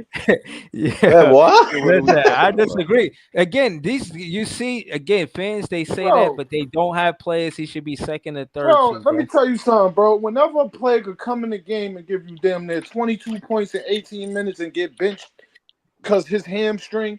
Come on now, bro. Like I don't know what. I don't know why people look at that as disrespect. It's because it's not. I don't know what more does he have to show that he's a proven starter. Let me say this. What do you mean? What more he has to show? We all know Cam Thomas is a good player. I don't know what. But he's not your friend. But he's not your franchise player, and that's okay.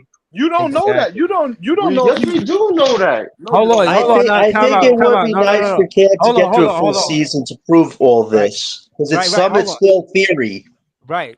John, you heard what LBL said earlier, right? Mm-hmm. He said that Derek Coleman was 19-10, but he couldn't do it by himself. Let's stay right there. I think it's the same logic for Cam Thomas. Cam Thomas is nice, but he cannot do it by himself. Even me. That's my point. Even me, I would say the max for Cam Thomas ceiling doing it by himself is a Allen Iverson career. Because for the most part of Allen Iverson career, I didn't know if he was what he was. I was just saying, based off his talent, he was basically saying like, oh, he's a 3rd option. That's what I thought was said. But of course, no, never. I'm saying if he had help, if he needs help, I understand. But I don't think he's a 3rd option though. I think he's when we talk about those Coleman Nets teams, right? Once Drazen came in, right, he had a decent first year, right? Like, because he had just came in from Portland, right? But then the next year, he set the league on fire, even though he was only averaging 22. And I'm going to say that even though Kenny Anderson was the number 2 pick and Derek Coleman was the number 1 pick, that kind of, everything kind of shifted. Derek Coleman was still the guy you had to stop. But now, Drazen leapfrogged Kenny. You know what I'm Okay. saying? And what I'm No, saying I is don't know. I Kenny know. don't I have didn't know nothing that. to I didn't know be, that. and Kenny don't have nothing to I be. never looked at it like that. I always looked at it like there was a good duo. I never, No, I'm you know what I saying, but mean? nah, he was the dude that when you watch any of them, go watch one of them YouTube things where they talk, and Kenny will tell you himself. He's like, yo, he thought he was battling, he was trash talking to Michael Jordan, saying, "Oh, you can't guard me," and all this, So I'm Yeah, saying, yeah, yeah, yeah, yeah. I you seen see that. all of that stuff. That's what I'm saying. Yeah. So A lot that, of so people what I'm don't. saying, Yeah. Talk to me. I'm saying, so he made the All-Star team. Mhm. Drazen made the All-Star team. So what I'm saying is, when you look Mhm. at it, it's not a bad position if Cam Thomas ends up being where Kenny Anderson was. That's Mhm. not a bad position. It just means we're a better team. That's Oh, all. listen, LBL. I just want to Yeah. say this to you, what you said. When he got here that first year, he averaged 12.6, and then that next year, he, like you said, he averaged 20.6. He went up 8 points. An 8 point And difference from season to season is tremendous. and then You go know to what the I'm saying? next year. I didn't I hear wish what he you wasn't in. I wish he wasn't injured because he would probably be in the running for most improved player right now Right, if and he wasn't that's hurt. the biggest thing for Thomas. He's got to play 40+ games next year and see if he can make an All-Star game to validate him being potentially franchise piece. I don't care what he is as a 1, 2, or 3, as long as he's scoring, contributing. We eventually play winning basketball. That's all that matters. I'm Right, not going to fixate right. on him being the end all be all for this team. There's a lot more important issues like Bro, constructing look, a hey real yo, I team. just want y'all to hold the same standards that y'all hold for Cam Thomas for these rookies that y'all think gonna come in and I just said that. word up, I literally just said that a word. couple of hours ago about just because they young, it shouldn't be an excuse for us to lose because Chris Paul said it No, I'm in not the talking interview. about the losing part. I'm talking about how Cam Thomas was um he was talked about for everything. His defense, if he took a bad shot, if he turned the ball over. I want to hear it all. I want to see it all. But you know what that was though? That was, you know what that was? That was net cycle fans. That was all them net draggers who were saying, "Oh, if the coach is saying Cam ain't ready, then he must be justified." And Right, a lot of people was just, drinking the Kool-Aid. That didn't really, right.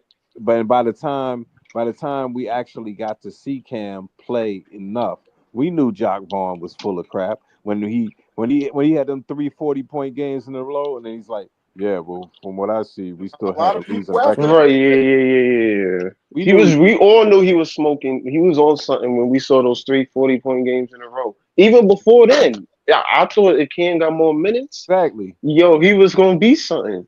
I think they hindered him a little bit, and the fact that he still is what he is now, despite everything he had to go through, is extremely impressive. Because I'm gonna tell you, as much as I get on Jalen Wilson after his first year, right?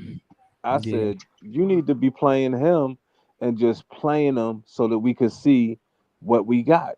And then they, like y'all not playing him or only having him come in blowouts. That's not helping him. It's either Exactly. he's not, and that's what I'm saying. So, but I'm saying, but see, even though that's the case, and I'm gonna say this one thing that'll be sounding controversial, but maybe Breezy might hear where I'm coming from with this. I'm gonna What up? say, salaries aside, right? Not looking at their contracts. If you had one guy to play on your team as a 3, would it be Cam Johnson or Zaire Williams? That's tough. Mm, I know what mine Yes. is. that's a good question. I I don't see it. see either one of them as I'm a at, top 3, in hold my on, opinion. hold I don't on. see either one. Let me give you a player breakdown to answer the question. I don't just want to give you a player because I don't think it's an easy question for real. I think that Zaire Williams, he brings that. I'm gonna be honest with you. When I seen him guard Brandon Ingram 1-on-1 for the last play of the game, I said, "Yo, we need a player like that on our team." Now, I don't think you could do that with Cam Johnson. I don't think you could put him out there with with Brandon Ingram on an island and he survived. Right, You know what I'm right. saying? So it's Can tough. can can you You know do what I that with mean? Cam Whitmore? Can you do that with Jonathan Kaminga? It's Can hard you to do say. that I, with I any didn't of see them the young players? I didn't see them play enough basketball to say no. I can't say no. If I Cam can't say Johnson yes. had Zaire Williams defense, he would be a third option on any team, but he doesn't have Zaire Williams defense. If he had Zaire Williams defense, he would be a second option, bro. The way he playing right now, all-star. Yeah. He'd be an all-star. Maybe, yeah. But he doesn't. But the thing, but Breezy, stay with me. The thing that I'm thinking about, we talked about Zaire, who we have on this team. What we didn't talk about was Cam Whitmore, who was also 20 years old, 21 years old, or whatever. We didn't talk about Jonathan Kuminga, who was in the same draft as Cam Thomas, and Zaire Williams. We didn't talk about a whole frenzy of young players that's still in this league that we could get after the season, bro, and help to the trajectory of everything that this age group of players is going to until we finally get our absolute core, and then go after our veteran players like the Denver Nuggets did when they went after veteran players to come in Joker and Jamal Murray, like the Houston Rockets is just now doing to come in Sengun and Jalen Green, and they're about to get rid of frenzy of they young picks like the Boston Celtics did when they had to put veteran pieces around JT and JB. All of these teams followed the same mold. They got young and they did well while they was young, but at the end of the day, when they started to rise up, Houston is way above schedule. OKC is way above schedule. Orlando is way above schedule. Now it's time for them to get veteran players to mix along with that, because obviously players don't stay young and 19 and 20 and 22 forever. They're gonna grow up. Right. You're gonna blink and you're gonna blink one time, and then Cam Thomas is gonna be 28 years old. That's and then you're gonna be sitting up here looking at. Hold on. To answer, I wanted to answer LBO question. To that point, I'm gonna choose Zaire Williams. I like his upside, and I don't need him. I don't need him to score 19, and it's like that's the best. Okay, that's one player. Career. That's one player. Yeah, that's one player. Who else you got? Who else you got?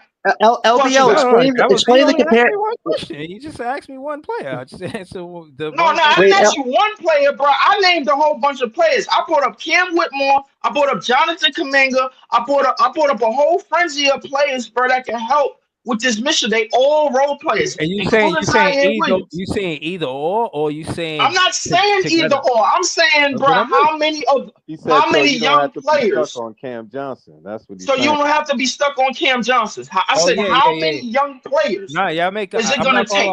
Listen. I really, the title of the show is a real question. I didn't come in. I did the other day because it didn't make sense. But to y'all just make a better argument for the most part. But you know what I'm saying? Because the thing with CJ is, yeah, I'm right about wanting a veteran in a championship run. Like I'm right about that. I know I'm right about that. But at the end of the day, to make it an end all be all, because you made it seem like it's Cam Johnson and we don't get Ace Bailey because Cam Johnson here. Like, let's slow down. Let's just slow down. That's a possibility. I'm saying that should be the replacement. I said the replacement. I'm not with it then. No. What you mean? Hold on. Wait. Time out. What are we doing all of this for? Yeah. Bro, I said if Cam Johnson is traded, I would like Ace Bailey to be his replacement. Why? Yeah, because Cam Johnson can have. As a veteran player, you can make your way back to a team that you got traded from. We done that plenty of times. Now, as far as Cam Johnson at the age of 29 being part of the rebuild, hell no. I want him to be a part of the last piece coming aboard. Like the Thunder want him, because if OKC get him, that's the last piece going aboard. That's the last piece that's gonna help us. You don't want no 29-year-old stringing along for 5 years and then he's 34 years old waiting for these young niggas to get right. You don't want that. You want him to climb. Mike Conley doing it. Mike Conley been doing it. And he looked fine still. He said Mike Conley. I mean, he had the Timberwolves to do right now. Not do that good. And that's why Mike Conley don't have no championship. So greasy, bro. Stop mentioning them niggas that's not trying to win. You keep bringing up niggas that's not trying to win. He was one step away from the finals. What are you talking about? No, time out. No, you bring him along as the for sure person. No. What I'm saying is Mike Conley been doing it all right now in Minnesota, though. Mike Conley been there for a while. Did you see his so greasy, bro? We gotta stay on the track. I know what you're saying, bro. You gotta mention niggas like Aaron Gordon. who came aboard, bro, No, and I'm then not saying hooked that. up I'm a not saying ball. that. Hey, yo, but you gotta admit though, bro. Aaron Gordon was a big reason why they won, but you damn right he was. But if you ain't drafting Jokic, that ain't happening. That's fine. But guess what? Jokic came 8 years before they won a goddamn title. He was the second overall pick. He wasn't nowhere near the MVP nigga that you see bro, today. I'm not saying I don't agree with you, but all I'm saying is, bro, it's certain people certain vets like Al Horford. Look at Al Horford.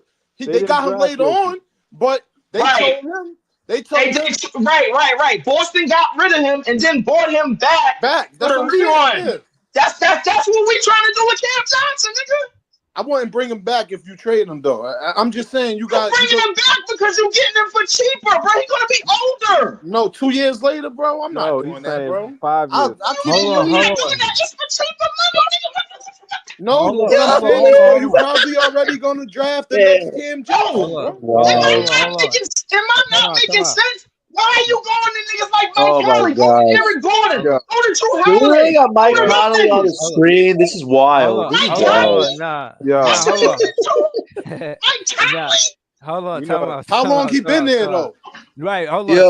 Time out. How long he been there? Look at his stats when he first got there. Exactly. Let's slow it down because he said Michael Conley, and they say it's truth and humor. I laughed when he said it, but the truth is that we should be talking about Mike Conley, 07, round 1, number 4 pick, because he a number 4 pick. And back in 2007. What was that niggas doing back in 2007? And what he's still doing on Minnesota? He hit big shots. I was in grade school in 2007. Jeez. I was in grade school then. Hold on. What I'm saying is, as far as expectations of what we want out of a high draft pick, we doing all of this for a high draft pick. So if we get a number 4 pick in his first season, he averaging 9 points. We cool with that? No, hell no. Oh, wait a minute. That wasn't what I was trying to say, bro. First of all, the high draft. You know what Conley was doing for that Memphis team? Hold on, so crazy. Y'all mention niggas that's not on the trajectory of the players that we trying to get. I'm just saying, like, keep doing that. I'm just saying. Wait, let's help Bracey finish his point. Let's finish his point. Only thing I'm saying is, right, if you look at the vets that people keep, like when they draft, they could have been got rid of Mike Conley, but he a good leader and he also come through in big moments. All right, so can I give you an example? Can I give you an example of someone that moved off and it worked for them? And it would never happen with the way Nets fans are so loyal to their players, right? If we Nets fans were in the Celtics situation, all of y'all would have said, "Oh no, don't trade Marcus Smart because he's been our leader, he's been our guts guy, he's been our exactly." Guy. And then I never would have said that. They never would have won. Yes, you would. I wouldn't have said probably would have said yes, you it. would. I probably would have said it. But yes, you would. Drew Holiday, I'm making that. He was there before them. You gotta keep. He was there before them, bro. He got drafted. We got to stick with the nigga that we drafted with. We don't need Drew Holiday. Drew Holiday old, bro. Drew Holiday got busted by Jimmy Butler. That's exactly what you niggas would have said. We gotta stick. That's exactly what you niggas would have said. Wait, Drew Holiday's not a bad player. Whoa. I ain't gonna lie, he ain't lying. Nah, I wouldn't say that. No, I'm not lying. No, I'm not. Come on, Brady. I think you jumped the gun, buddy. I ain't telling no lies. I ain't jumping no goddamn gun. When he won the skills contest. They were saying that after saying that after Dinwiddie won a damn skills contest. Then when he was putting on, bro, you don't say Dinwiddie. I was hyped when he won that skills contest. Y'all fronting, man.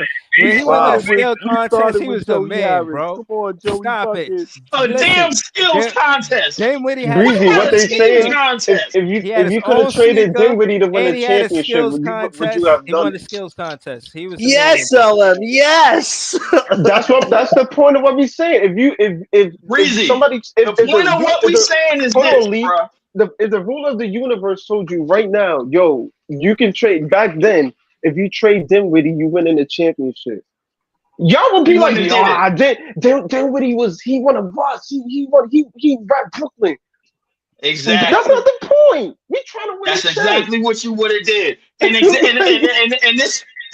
this is the point right here, bro. And even The second that Boston got Drew Holiday, nigga, it was off to the races. Everybody in there knew that they was going to the it final. took years for that, though, And bro. nobody didn't care that Marcus Smart got traded. No, I'm talking about it took years for them to make it to win, bro.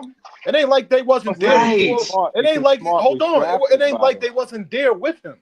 Even more. Okay, right. You explaining my point even more. So no. I understand where you coming from, bro.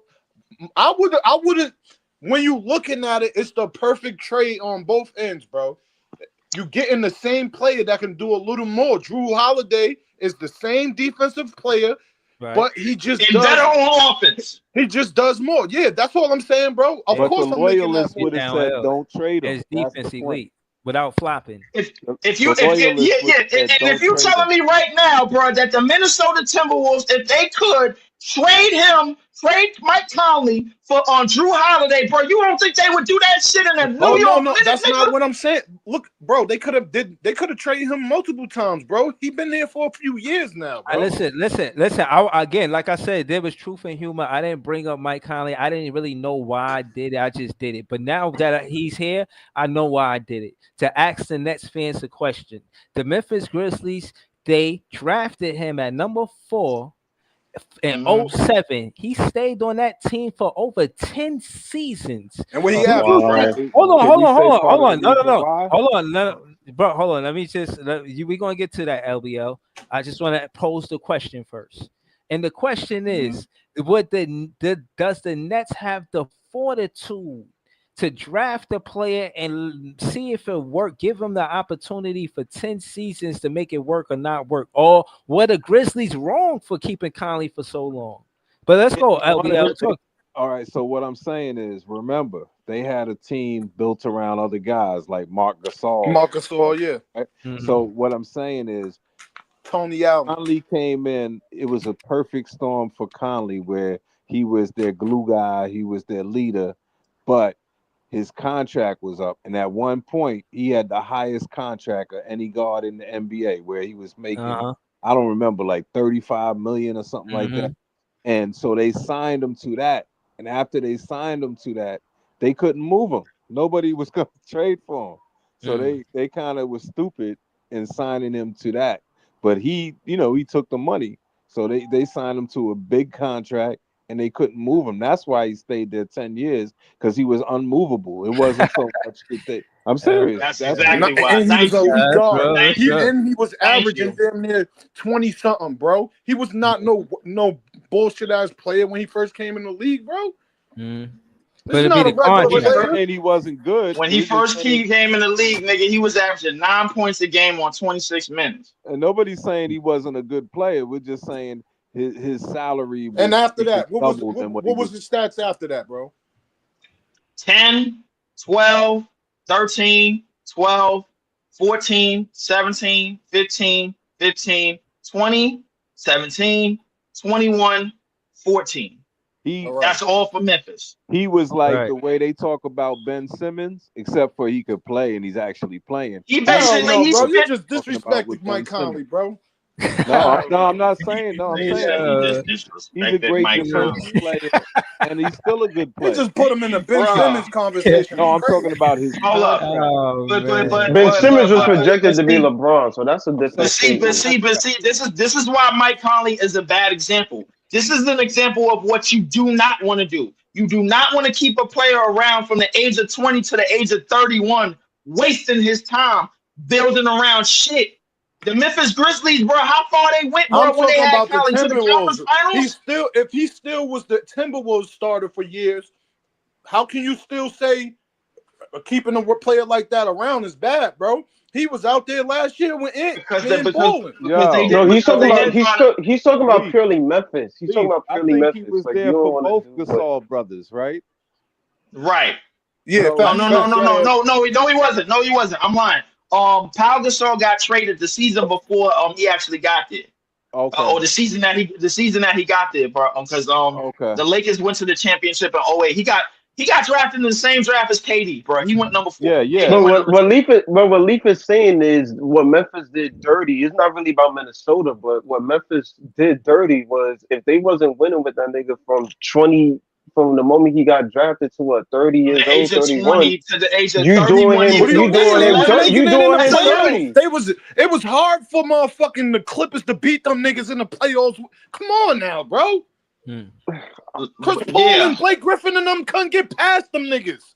Well, they was choking, so. Come on now, bro. Zach Randolph was doing niggas. Bro, them Clippers teams were choking. What are we talking about? Them niggas was choking. But we gotta break up other teams, though. Doc Rivers blew 3-1 leads with. Come on, man. Y'all talk about why I put up Conley on the screen. That's why, man. Yo, hold on. So my point is, would y'all be happy if we drafted Would y'all be happy if we drafted the 4th player, got the 4th pick, and we drafted a player like Conley and all his productivity on that? I never said I wanted to draft a player like Conley, bro. No. I'm not saying that. I'm not the 4th pick in his draft ain't even a Conley player. I was just using him as a good, like a vet to keep around. The 4th pick in this draft is better than Mike Conley will ever be, bro. No. Hold on, so Greasy, I'm with you. You mentioned that because that's the only reason why I brought him up. Right. If you get a point, like I will really use D'Lo as a Mike Conley thing, because if you get a point guard and you draft a point guard, you want a vet to show him how to play the game. Yeah. So I will use a player like D'Lo, and you can still run your offense. You got 2 good point guards, and that's it, bro. I wasn't saying it like, oh, he's like you gotta keep him. No. Yeah, I'm with you. But for the fans that don't know, that's what he was saying. I was changing the conversation after we brought him up to see, because I realized that Memphis had him for 10 seasons.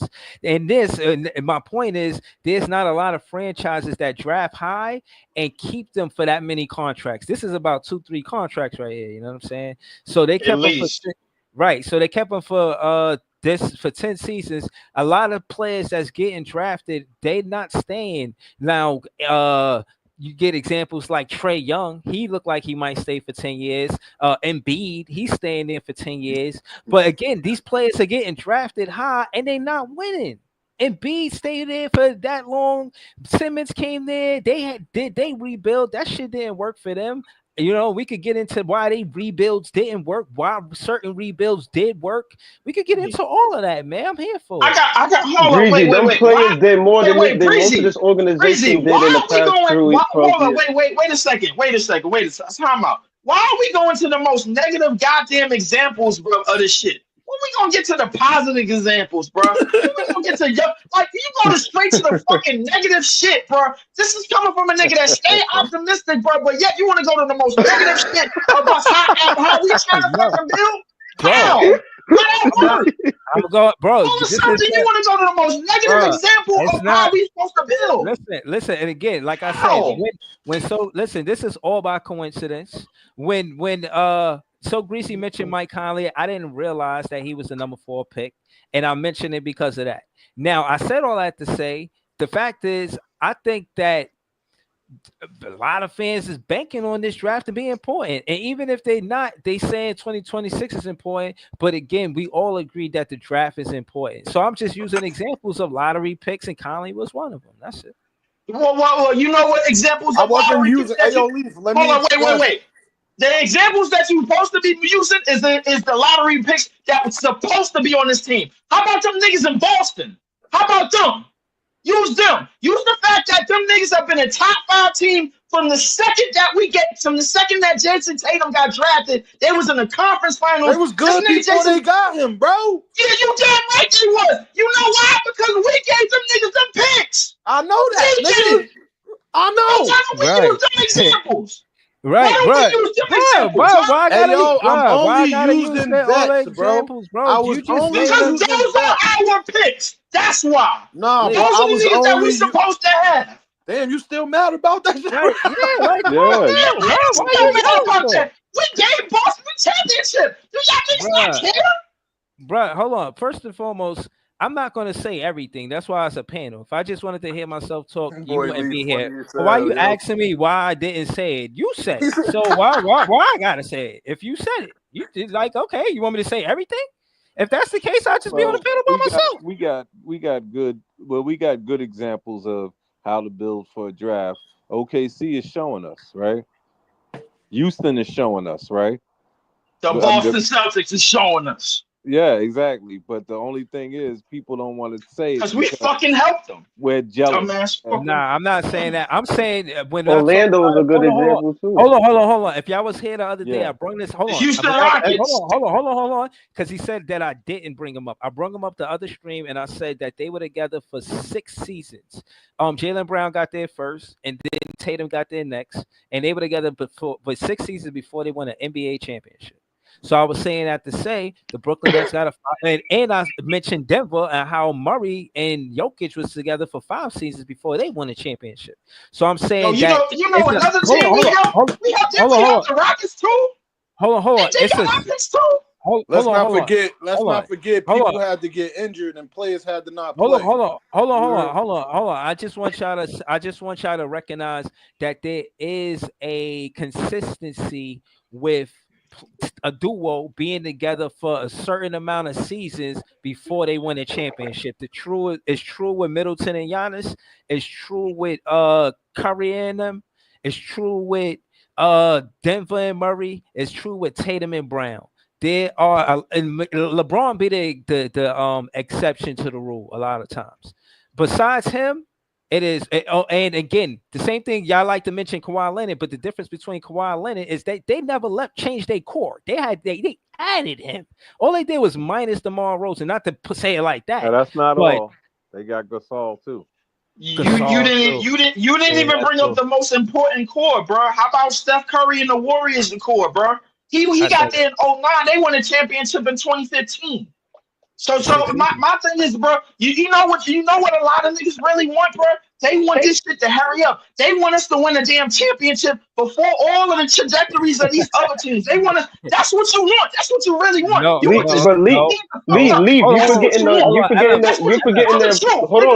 forgetting the other important part of that. They got him in 2009.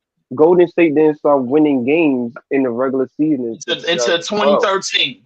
Right. Hold on. LM, to say what I meant by that, I did a stream about that too, about how all of the teams that never won a championship are the ones that's trying to become competitive right now.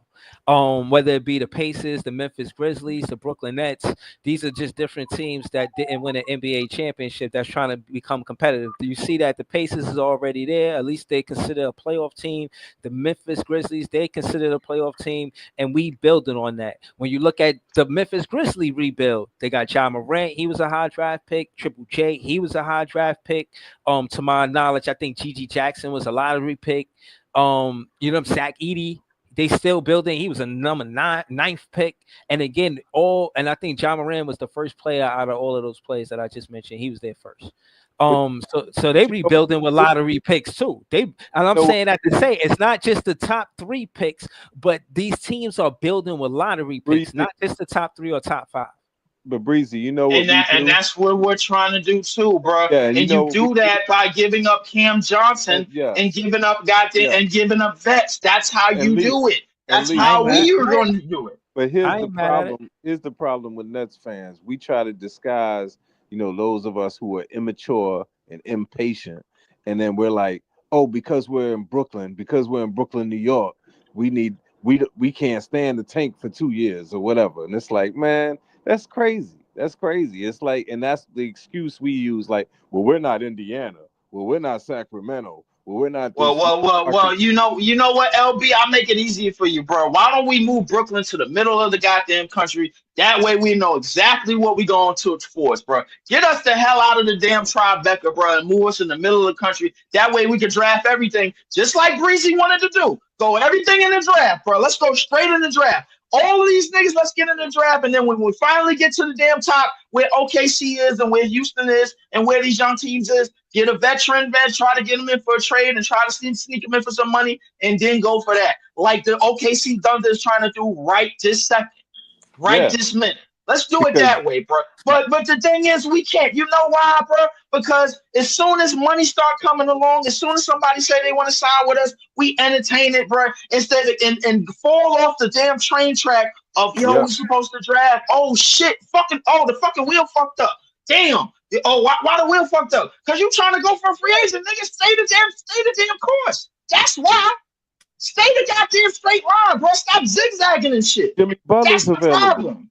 But Jimmy And Butler's and you, available. and when you say shit like, yo, we should keep Cam Johnson and we should keep this nigga and that nigga, bro, you're falling off the fucking track of what we were Yeah. trying to do in the Leaf, first place. Leaf, it's not even that. It's the fact that this is our first year. We in 2014 and 15, we was taking it. We didn't even have our own picks. Niggas was losing Exactly. games. So the fact that we're doing this now, we're our Wasn't future in thank our you. hands, and Thank Nets fans is in shambles.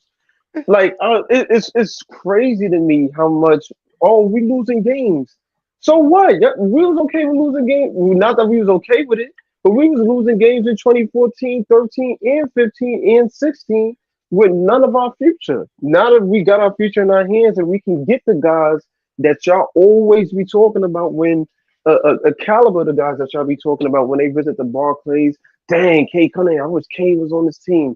Dang, I wish John Moran was on this team. Dang, I wish these niggas was on this team. Well, we got an opportunity to get some of them in an elite draft class.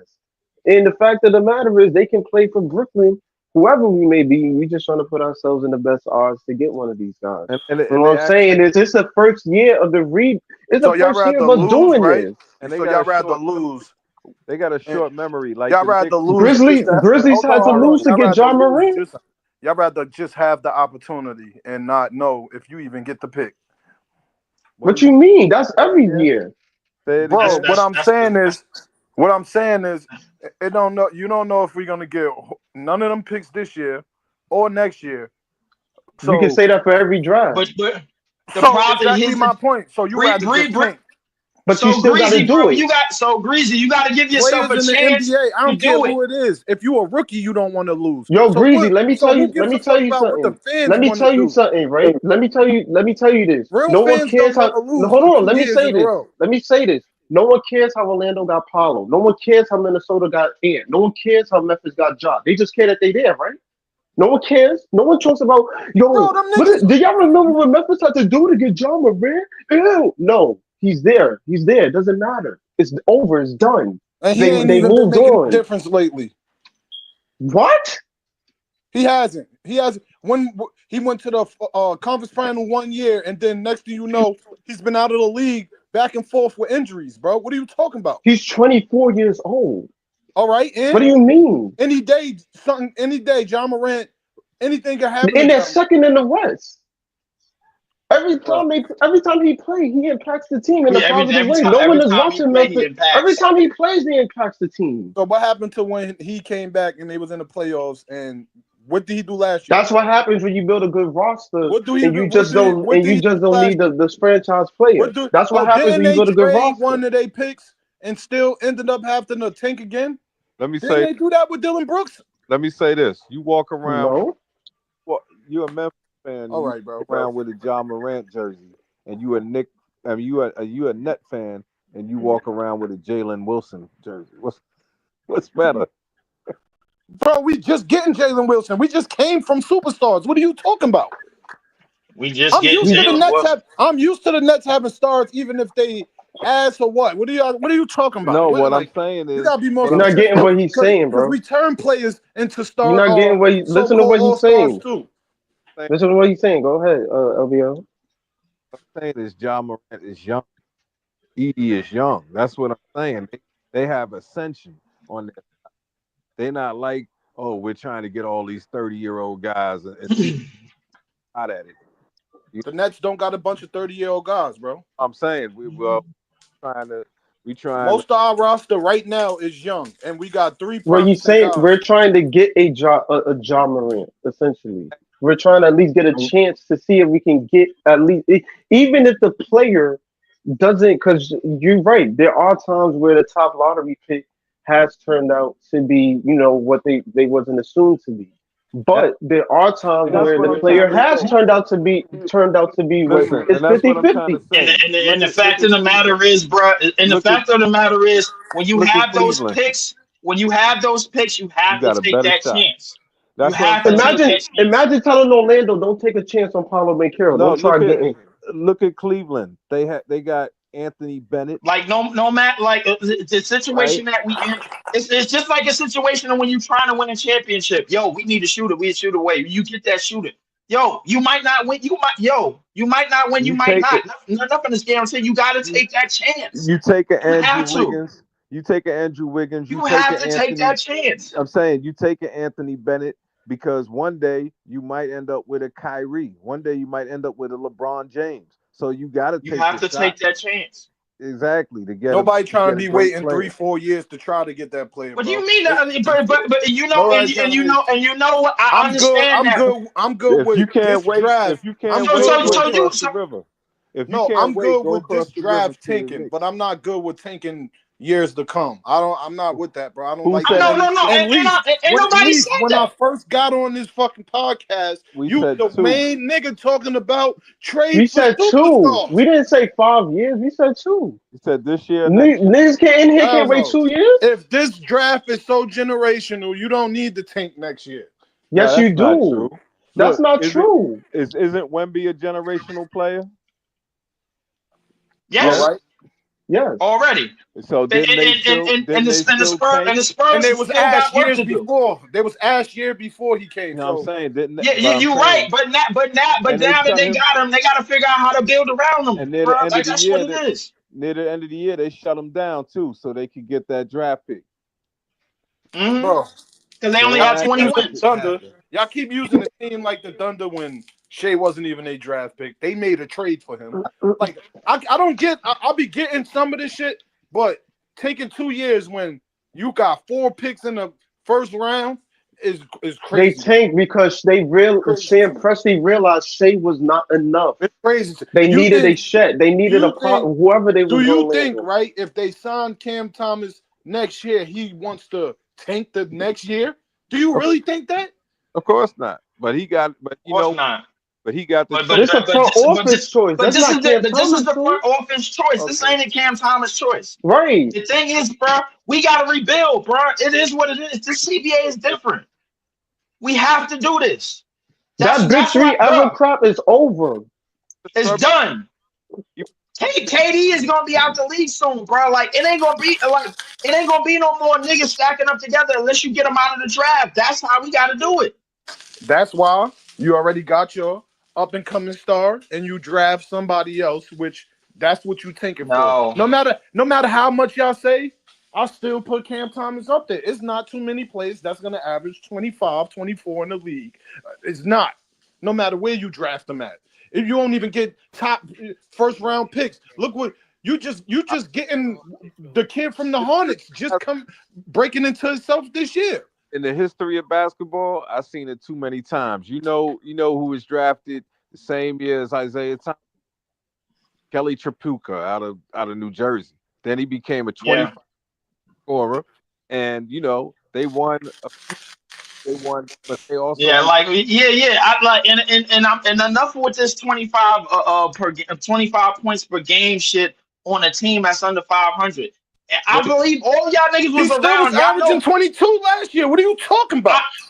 And you was around, my nigga. Listen, bro, there's a lot of niggas in here old enough to remember who Antonio McDyess was, bro. He was putting up 20 and 10 year in and year out for the Denver Nuggets, and they wasn't doing shit. So my thing is, bro, listen, somebody got to put up 20 on this damn team. Somebody got to do it. But at the same time, bro. So why Cam Johnson was damn near doing it if he was so much of an ass player? Why both of them was Nobody's doing saying it? Why? that. Hold on. Why Struder was doing it? It's not just the players. It's the coach too, bro. Y'all got to make sense of this shit. You can't It's just the players. The players got to go out and do the shit that the coach is telling You can't just tank every year. Y'all don't think trading all the way? Yes, you can. No, bro. Not every year, but yes, you do. If you got all these draft picks for the next few years, you're saying we got to tank every year. We're not saying that. You know what the problem was? They didn't start the tank early enough. because they thought that them Twins. No, was the them other answer. teams are ass. They really ass. No, I'm saying they thought those Twins was the answer, and that we And could then make if the they play-in. no, this is I knew why that. I knew it was y'all no mad that the Nets didn't tank early, but when you are not ass like them other teams, you can't out tank other teams, bro. They were asser than us, bro. Period. No, but I'm saying, but we weren't as good as we thought we were. That's what I'm saying. What are you talking Right. about? They tried the McHale experiment and it failed.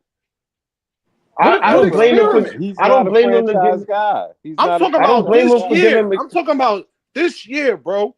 And We it came in failed. the There's no one season here and that can be a franchise player. bro, we came in the season overachieving. And the teams You're that's still below behind us, 500. the teams that's behind us has always been ass. Even the Hornets. They still got the Hornets in their case. Like I Even the said, Hornets. And they Detroit. got a bunch of Detroit. lottery picks over there. Ass. I don't So think With that. Zion. I Detroit don't think that. been trying since K came into the league, and look You're what they gonna, doing now. you could take them lightly. You could take this team that this current roster and think that your I'm not roster talking is about the better than- current roster, bro. What I'm saying is when you got a player, when you drafted a player that's showing you that he can play the 4 and the 5, and he can also stretch the floor and Noah Clowney, and then you got Zion Williams, he can damn near guard from 1 to 4, and then you got Cam Thomas, your main scorer. All you got to do is look in the draft, plug in the holes, bro. You don't need to keep taking that's for not a years. lot of holes. Why do we That's want a lot of Zion in holes. this We're team? not that good. So I that's said the Zaire, difference. bro. Zaire. That's the Zaire difference. is not You a think that franchise team. guard. That's the difference between Why you is and he? I. I'm not talking about a franchise player, bro. No, I'm He's a saying part of. you think that team is just a draft pick or two away from winning. I think Bro, we we're got a money. lot. I'm not talking about, bro. They got to spend their money regardless of what y'all talking about. It ain't We're gonna not be And in they're this picking. not free gonna go spend it. agency, They're and not it's gonna not gonna spend be all in that this free money. agency. People Let me tell don't you move something. like they All used the to. money, all that money is not going on fucking 19, 20-year-olds. Greasy, teams don't move like what you're talking about, bro. What are you They talking don't. about, Teams don't move like what you're saying, bro. bro? We've seen Thunder it. filled in the holes. It's evidence of it. Thunder has filled in the Teams don't holes. do a lot of shit So that the why? Nets do, though. Hello, everyone. Besides Hello, everyone. trading away draft picks, Who bro. that? That's it. You can name mad shit the Nets did and say teams don't do that. With the Nets roster, with the Nets history, it's fool me once, shame on you. Fool me twice, you know how the saying goes. You tried the shit 2 times, it didn't work. Exactly. Why would I try to do it 3 times to see if the shit works again? No. Try a new route. See if the new route works first. And if the new route don't work, then screw it. Okay, go back to They going doing a different something else. route. Obviously, you doing a new route if you tank this year and you got 4 first-round draft picks. But that's bro. what I'm saying. That's Nets a new fans route. is in disarray over trying to new route so our look, first so year. they got This those is it's draft not like we picks. ain't been rebuilding for years. This is our first year doing it. So they got And those. we up and You on. rather them give big money to players that's not proven yet on this team, so they could tank for the next. What you mean big money? They're gonna be on rookie contracts. We're not giving these niggas 130 Bro, million. you not it's players on this team right now, and it's players in free agency. Nets are projected to have the most cap space, And nobody on this team is getting a Tatum contract. They gonna have double the nobody on double this the team is cap getting space a of the Tatum next No, that's team. not what I'm saying. You expect them, right, to spend money on players that they want to tank with. What do you want What do them to you? spend the money on? Yeah. Who? What do you want them to spend the money on then? Who? All right, bro. Who's a free agent? Y'all don't got winning minds, bro. You can win basketball with anybody, bro, when you plug in the right pieces. No, you cannot. Not with anybody. No, you need talent. All right, bro. You need All right. talent. If you That's got Cam first. Thomas, you got top draft picks, and you got money. You got ways to. Cam Thomas is here's not what I'm enough. saying. You know, you look at Detroit. Nobody right? talking about Cam Thomas is enough. You got You money. talking about him like he You is. got money, bro. I don't understand what you talking about. You got money to spend. You're And not what gonna free spend it on agency, at all. Greasy? What free agency are we? Who we giving Brett to this year? Bro, you can put a team together. Give me an answer. Who we giving Brett to this year? That's gonna help us No, win. you trying to come off top and say who we going to get? Who are we giving Brett to? We got all this money. Who we giving Brett to this year? Brandon Ingram. Hell no. You're saying Try guys- again. Who else? You're saying sign Brandon Ingram. That's another scorer. then sign whoever else is out there. Who are we giving money to? Draft. Because there's no one in this free agency. Bro, So who are we giving the it's bread to? trades. It's draft picks. They Why not are we gonna giving use trades all if we these- just got our They're assets? not gonna use all these draft picks to draft every year, bro. I'm letting you know right now. That's a fact. Yes, they are. They're not going to use all of them, bro. Bro, They got, come on, bro. I they don't know got what 31 basketball you draft watch, picks. bro. That's I not don't what know I'm what saying. That's not basketball what you I'm watch, saying. That's That's not what I'm saying. Not all I'm of not them. saying that. Y'all mixing We up my gotta point. Make our foundation. Come on, man. You don't think they're gonna spin that bag on somebody, bro? You bugging. Hold up, LM, who you talking about? And then we gotta go to Jay and Big Pre. Shout out to both of them for joining the panel. I'm talking about he's bringing up the money. you Yo, we remember- got money. yo, We got money. y'all That's are not the too young. point. There's Y'all are nobody too- in the free agency that you can put money on to be like, yo, this Y'all are guy too can help young us to make a remember- playoff That contention. don't- This guy can Yo, get us to a Why championship. not? Why can't There's you? no one there. You don't always got to give out the max to players to. I'm not talking about the to max. help win, bro. We just had average players, and Jody had them 2 games out of the playoffs, bro. They had to trade. We were these still players. below 500.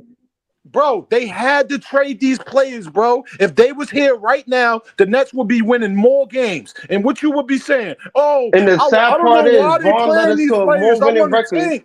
Vaughn led us to a more winning record last year than Horty did, Come on, bro. which is the sad part. Come on, bro. We was 13-10 in December. We have not been 13-10 nowhere near Come on, this year. bro. Okay, he's putting up your free agents. So who do you want? And now we're supposed to trade. We're gonna trade. So you saying trade our 26 pick, right? I never Get said somebody. trade the 26 pick, So bro. then what are you saying then? That's what What I'm I saying. just said that the draft and the pick. I just said you got money to spend and you got picks. So, You don't okay, always. who do you want? Who do you want from that list he putting up there? This is the 2025 free agency right here. I can't even see. All right, They I'm gonna got start from the top. Brandon Hold on, Ingram. let me start. Hold on, let me start from the top. So Greasy, hold on. All right. Brandon Ingram. So long. I got it. All right, so these are the names. You know what they do.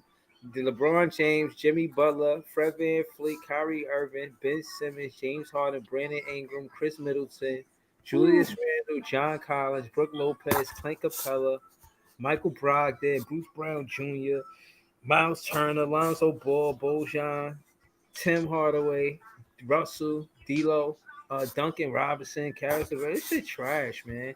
Nas Reed probably the only good player. Like, come on. So man. we got let me money, ask though. you That's this. what I'm saying. Let me ask you We got this: money, you though. would We rather can- sign the players that we got than some of the players that's on free agency? I hope these. Yeah, I hope this If we So get draft if we works. get our young Like guys, all our marbles in one basket with the draft, man. Because this, if we shouldn't rely on this in 2025 free agency, I don't. nobody's That's saying what I'm relying saying. on relying on it. I'm saying if you got your player in the draft, if you go out and draft who you supposed to get, and you got 4 draft picks, and you luck up with 1 or 2 in there, you already got Cam Thomas. Now you got a draft pick. Then you go out and grab a few pieces to pair around them. A Nas Reed wouldn't look bad. Who else? Who else was up there? A Brandon Ingram paired next to you know what the Cam Thomas or difference is? somebody. It's not bad, but some people may say, "Oh, he want the max," but you never know what deals can be worked out. Well, they're gonna want longer deals. Brandon want Ingram, if security. he comes, he's asking for the max. And they He don't wants know that. he wants money. Yes, we do. You don't know that, bro. He's a top. He's not a top player, but he is a max. He's the type of player that he gonna want to ask for a max. He's an all-star player. Right. He's an the last time he was all-star an player is all-star? always gonna ask for the max. When the last time he was an All-Star? About 2 The years last ago. time he was healthy. Yeah. Right. 2 years ago, probably. I think, or 3 years Not an ago. All-Star. Yeah. You're not an All-Star. You're not putting up All-Star numbers no more. So why would you get an All-Star contract? So why you want him? You're not looking for, bro. When you build a team, bro, the Knicks got a bunch of role players over there with Mikal Bridges and Anthony. Brandon Ingram not a role player. Brandon Bro, Ingram, they when got a he's bunch healthy, of is an role, all-star. bro. They got a bunch of role players with Ant and Cat. You get your 2 people and you build around them. Bro, You don't. So that Cat means is that not. Cat is a role player. The Knicks is your role I did model? not say he was a role player. I just said you said they have a whole bunch of role players in Cat and whoever. Around Cat and Brunson. I did not say he's a role player, bro.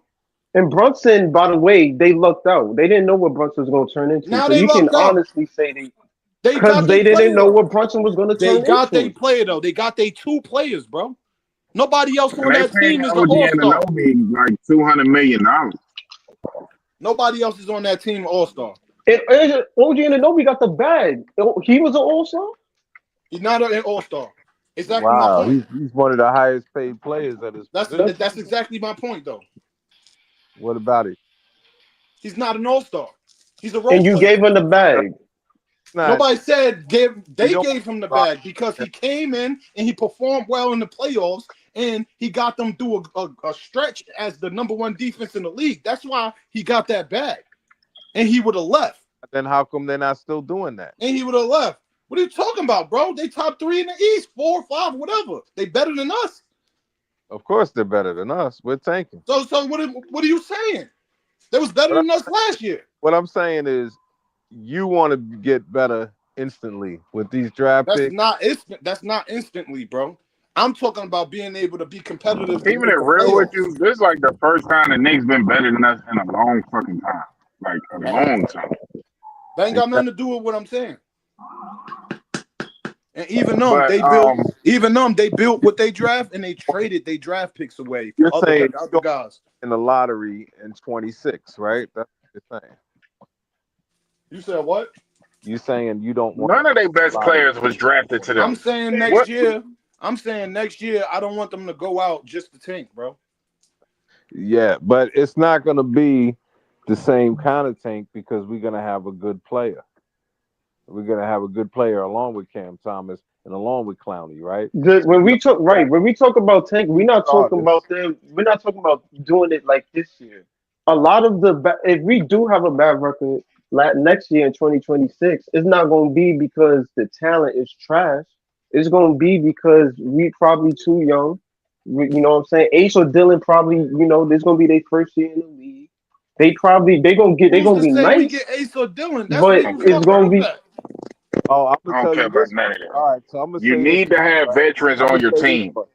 You need to have veterans on your team. I'm gonna say this much: if we mess around with our record and win too many games and end up like with the 15th pick as our own pick, the highest. I don't think that'll happen, bro.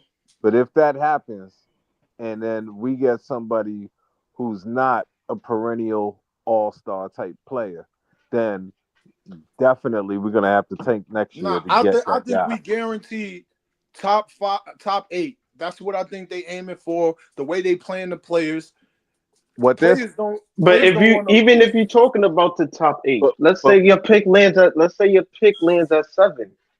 The 7th player in that draft, who I think possibly would be a Con Knuckle or whoever. Or Jalen. Con Knuckle, if you're telling me that Con Knuckle is going to lead this team to wins, not just by himself, but with Horty in them, then yeah, I think Sean Marks will look at that and be like, damn, we lucked out. Let's try to see if our luck is better in 2026. I don't think that's... You still got 4 draft picks. You don't... What I'm saying is, right, you never know what you get in the draft, bro. You never know. No, you don't because of the order. But a lot of times, once you have the picks, like once we got the most, we got the best chances. Oh, but no, that doesn't give you the best chance at the best players, bro. When it be top 10 people in the draft, sometimes the number 1 player don't even be that best player out the draft, bro. You have sneaky players that.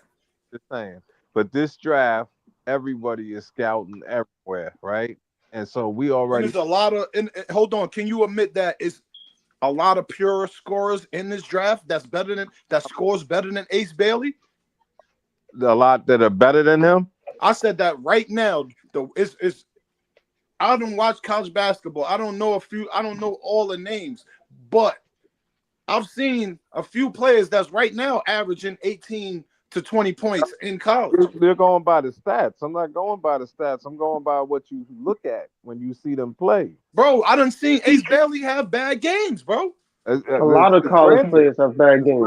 Cooper has had bad games. I done seen him throw up wild shots. Cooper has had bad games. He's a projected number No, one. I know pick. that. It's been games I watched Cooper, and he only had like 12, 13 points, 11. So what you're saying is you don't believe in those guys. No, bro, that's not what I'm saying. If I'm telling you, right? If you can possibly grab you up a generational talent this draft and pair him with a score that's already averaging up to 20-something points in the league. Tell me who you think is generational in this draft. Name those players. I think you got to give Ace 2 years. I think Dylan Harper. I think Dylan Harper has an immediate effect. I think Cooper Flagg has an immediate effect. But see what you're saying. What you're doing is you're rushing. Whether I'm saying you're saying immediate, and all I'm saying is generational doesn't have to be immediate. Kobe didn't do anything to like his third. Kobe had to sit on the bench. That's what I'm saying. But he's a generational player. Exactly. I understand that, bro. So that's what I'm saying. I think Dylan Harper is a generational player. And Cooper Flagg. It's okay to say, but I'm saying, but he also added an immediate impact, meaning he's more ready, right? Like him and Cooper. Dylan Harper and NBA Cooper Flagg is more ready than Ace Bailey in the league right now. But what LBL is saying, just because they more ready, that's cool. That doesn't mean that when they make the league, it's going to translate to more wins. Exactly. But that goes both ways for the other players that he's talking about too, though. Sure. That goes for every player that's going to get drafted this year. Exactly my point. So y'all willing to put all y'all eggs in one basket? That's what I'm saying. You start with getting the guy first. If it doesn't lead to more wins in 2026, then that's fine because you have a pick in that year. So even if it doesn't lead to more wins, cool. It's an elite 2026 draft class. We got something to fall back on. We're not losing and giving our pick to Houston. It's a different move. It's a different move. It's a better free agency 2026, bro. Exactly. So you can use your pick. You can use your pick and see, 2026 draft class. We got our guy, and we can add somebody to that pick. Now you still got money. Yes, and you still got bread. So you can use bread in 2026. We can get the bag to somebody. They're not gonna just sign anybody just to tank. What you mean? After 2026, you're looking to compete. You're not looking to lose. Exactly. You're trying to win. You're trying to win. 2025. Any team, no team want to go in there to play for the next draft pick on first game. So that's they're not. It's not the players. It's the front office. Of course, they're not going to try to play. They're not worried about AJ DeBosta, Cam Thompson. They're not worried about AJ. They just trying to go out and win and improve their game. Sean Marks and Cy and them are worried about AJ DeBosta. That's their job. That's their job to go into the draft and do that. The players don't care. More worried about Cooper Ace. That's what they look worried about. And the other kid that they. That's what they have to. That's their job to worry about them. The players is not their job to worry about that. They just got to go out there and do what they got to do. Bag. Right. They trying to get their bag. So that's their problem. As good as possible. That's what tells me, because to me, I'm looking at it as, Breezy might be happy when I say this because I'm looking at it as they might already have some kind of agreement with Cam Thomas because I don't think he's been injured all this time. Me neither. I think they got an agreement with Cam Thomas already. He's too good, and then we'd be winning too much, even though not enough to go anywhere. And look, LBL, right? Remember early on last year when they were talking about, Cam Thomas might be available and trade rumors. He ain't available now. You don't hear, Cam Thomas still on the block. Yeah, you hear clack. Nah, they said that was more based on to see where his market would be like. Right, but Greasy, my thing is they were never trading him. Like you said, they were just trying to see where he was at. But I don't think they was ever trading him. I think they got the deal with him worked out already. Like Yep. he's already locked up. That's why they sending him out. No, And I said that. I said that on the pod the other day. Like they probably got some type of secret deal on. yeah, he's set. He's straight. He's fine. I think he's gonna be here for multiple years. I don't think that's an issue. But Right. look, bro. All I'm saying is, I'd rather. We still got a bunch of young players on this team, and if we keep drafting, that means more young players be kicked out the door. When you get So you really believe that you have to trade CJ? That they have to, no matter what? I do. Yes, No. I don't. I think they gotta trade CJ, yo. I think they got to trade him, but to me, if there's no good offers, if you're not getting no unprotected first rounders, then yeah, keep him. I don't think you got to trade him to get your value. But if there's nothing out there, just leave him on the team. But if you keep him, you got to play him sporadically so that we're still losing.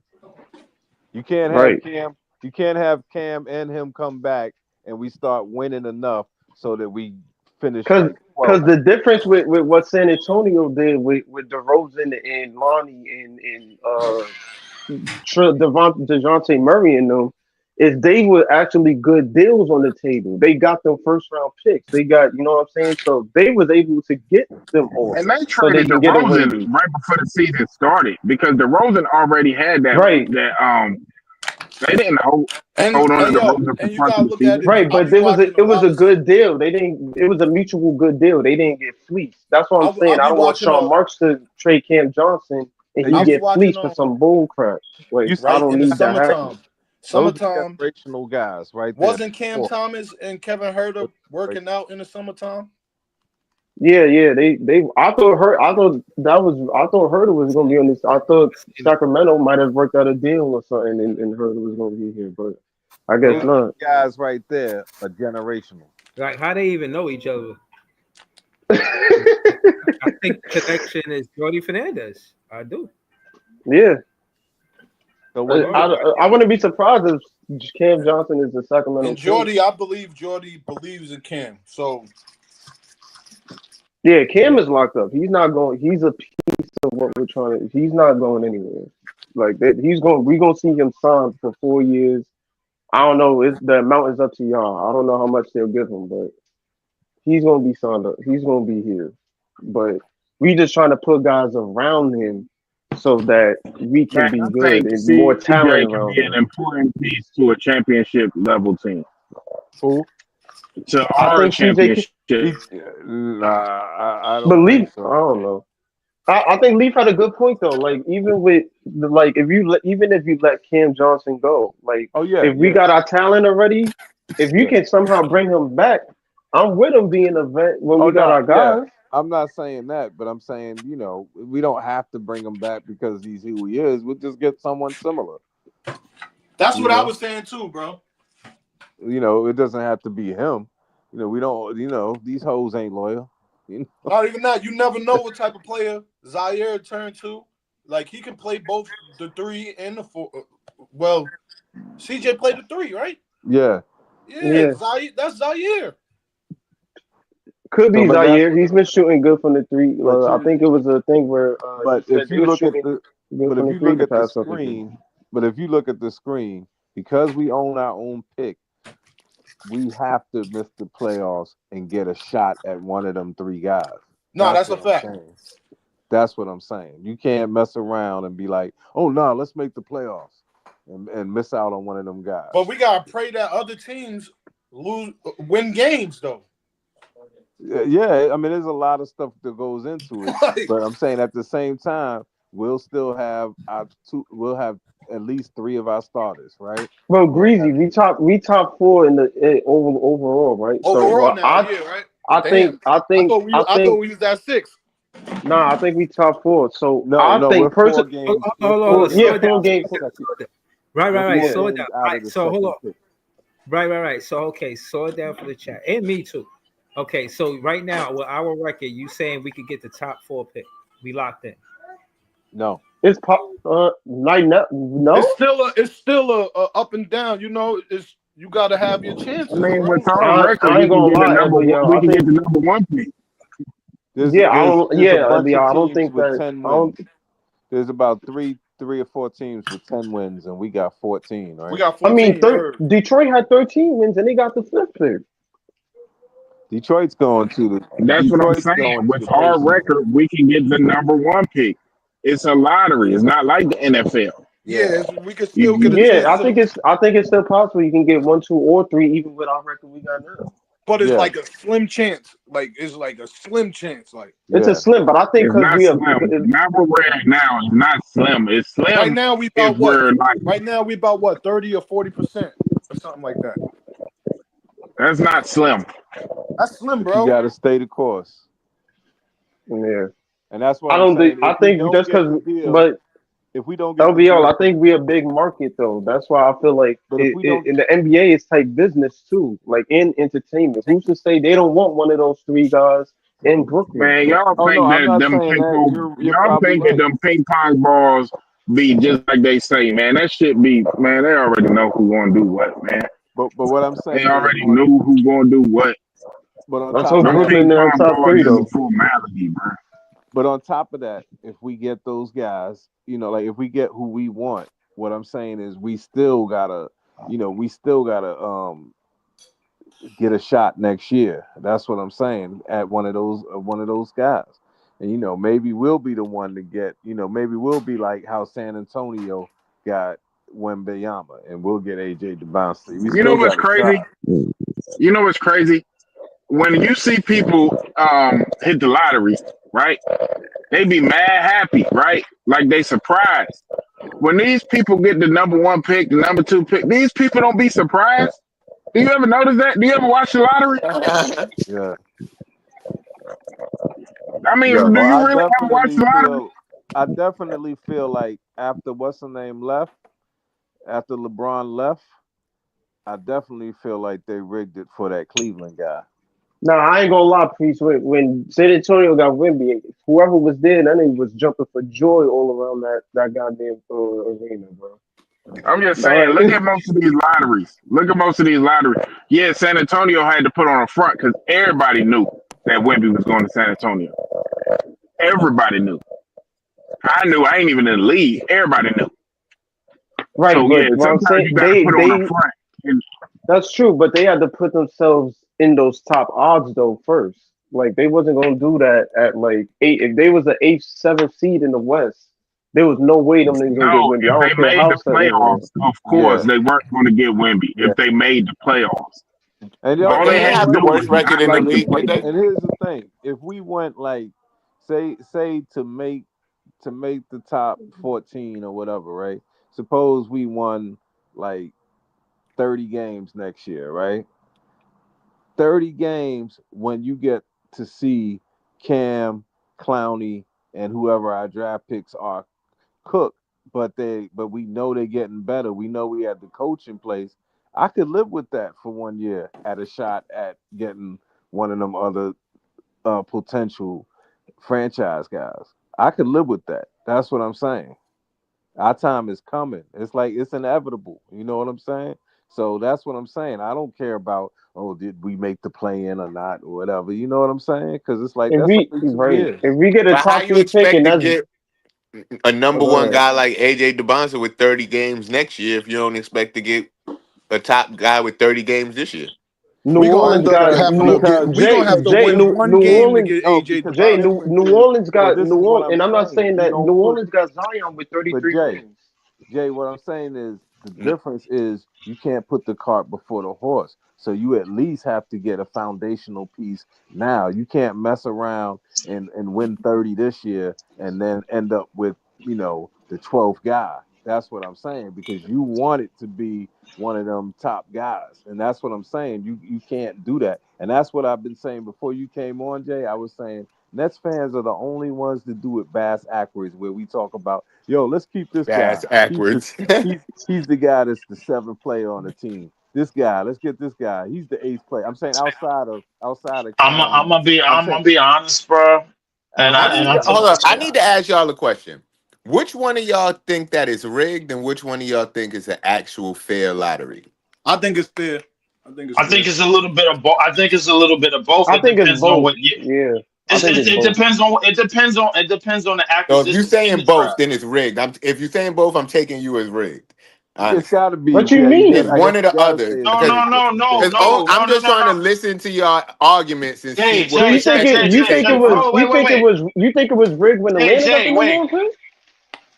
No, Jay. Let me explain it. I'm talking about. It depends on what prospects are. It Hold on. depends on the height of the prospects. If Leaf, there's a let- Wemby or LeBron involved, bro, yeah, you damn right it's fixed. Hold on, Leaf. Let me say this. Just for the people watching, I heard y'all talking about the draft, so I pulled up the 2025 NBA draft lottery odds. I just want to read this for the people that's not looking. That's listening. Please tap the like button when you can. Please subscribe to the page. Right, you It see says, you putting in that work out here, man. You got the odds and shit. Word. Hit that like button, man. Or it say these shout out to Jay. It say these tables show the percent chance to end up with each pick after the lottery. The last column shows the expected value or average pick position for each seed. Scroll lower to see the base odds, but no ties are included.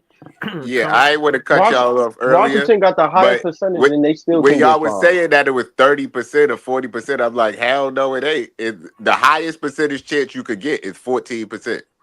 And that's what I'm saying. It's still an even more slim chance than what y'all talking about. Like that's But why.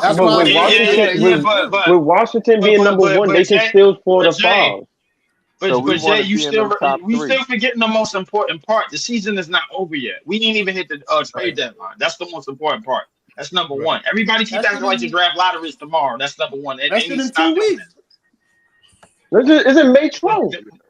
So let me ask you. May 12th is the talking about draft the lottery. trade deadline. So let me. The trade deadline is in 2 weeks. That's It's fine. in 2 But weeks. I'm saying, but that's not the end of the season, and that's I'm not just the saying, draft lottery neither. we trying to get the worst damn record in the league just to get 14%. That's what you Right. want? No, the one of the top three No, gets that's 14%. That's the highest percent you could get. What you mean? Yeah. Right. Hold on. I just want for the chat to and it's 14% the highest because it's 30 teams in the NBA. So hold on. What I'm trying to say is I want the chat to know what they're looking at. You're looking at the actual odds for the first, second, third, fourth, fifth, sixth, seventh, eighth, ninth, 10, and for 1 through 14. So Yeah. basically, when you're looking at the first one, the top one Washington, and that number one above the 14, that represents the number one pick in the draft, and so on and so forth, right? So Toronto, they got for the 1, 2, and 3 pick, the same odds as for Washington, Toronto, and Utah. Now, when we talk about the number one pick and who will go, where will Cooper go out of those 3 teams? I'm gonna say Utah. I'm gonna just automatically say Utah.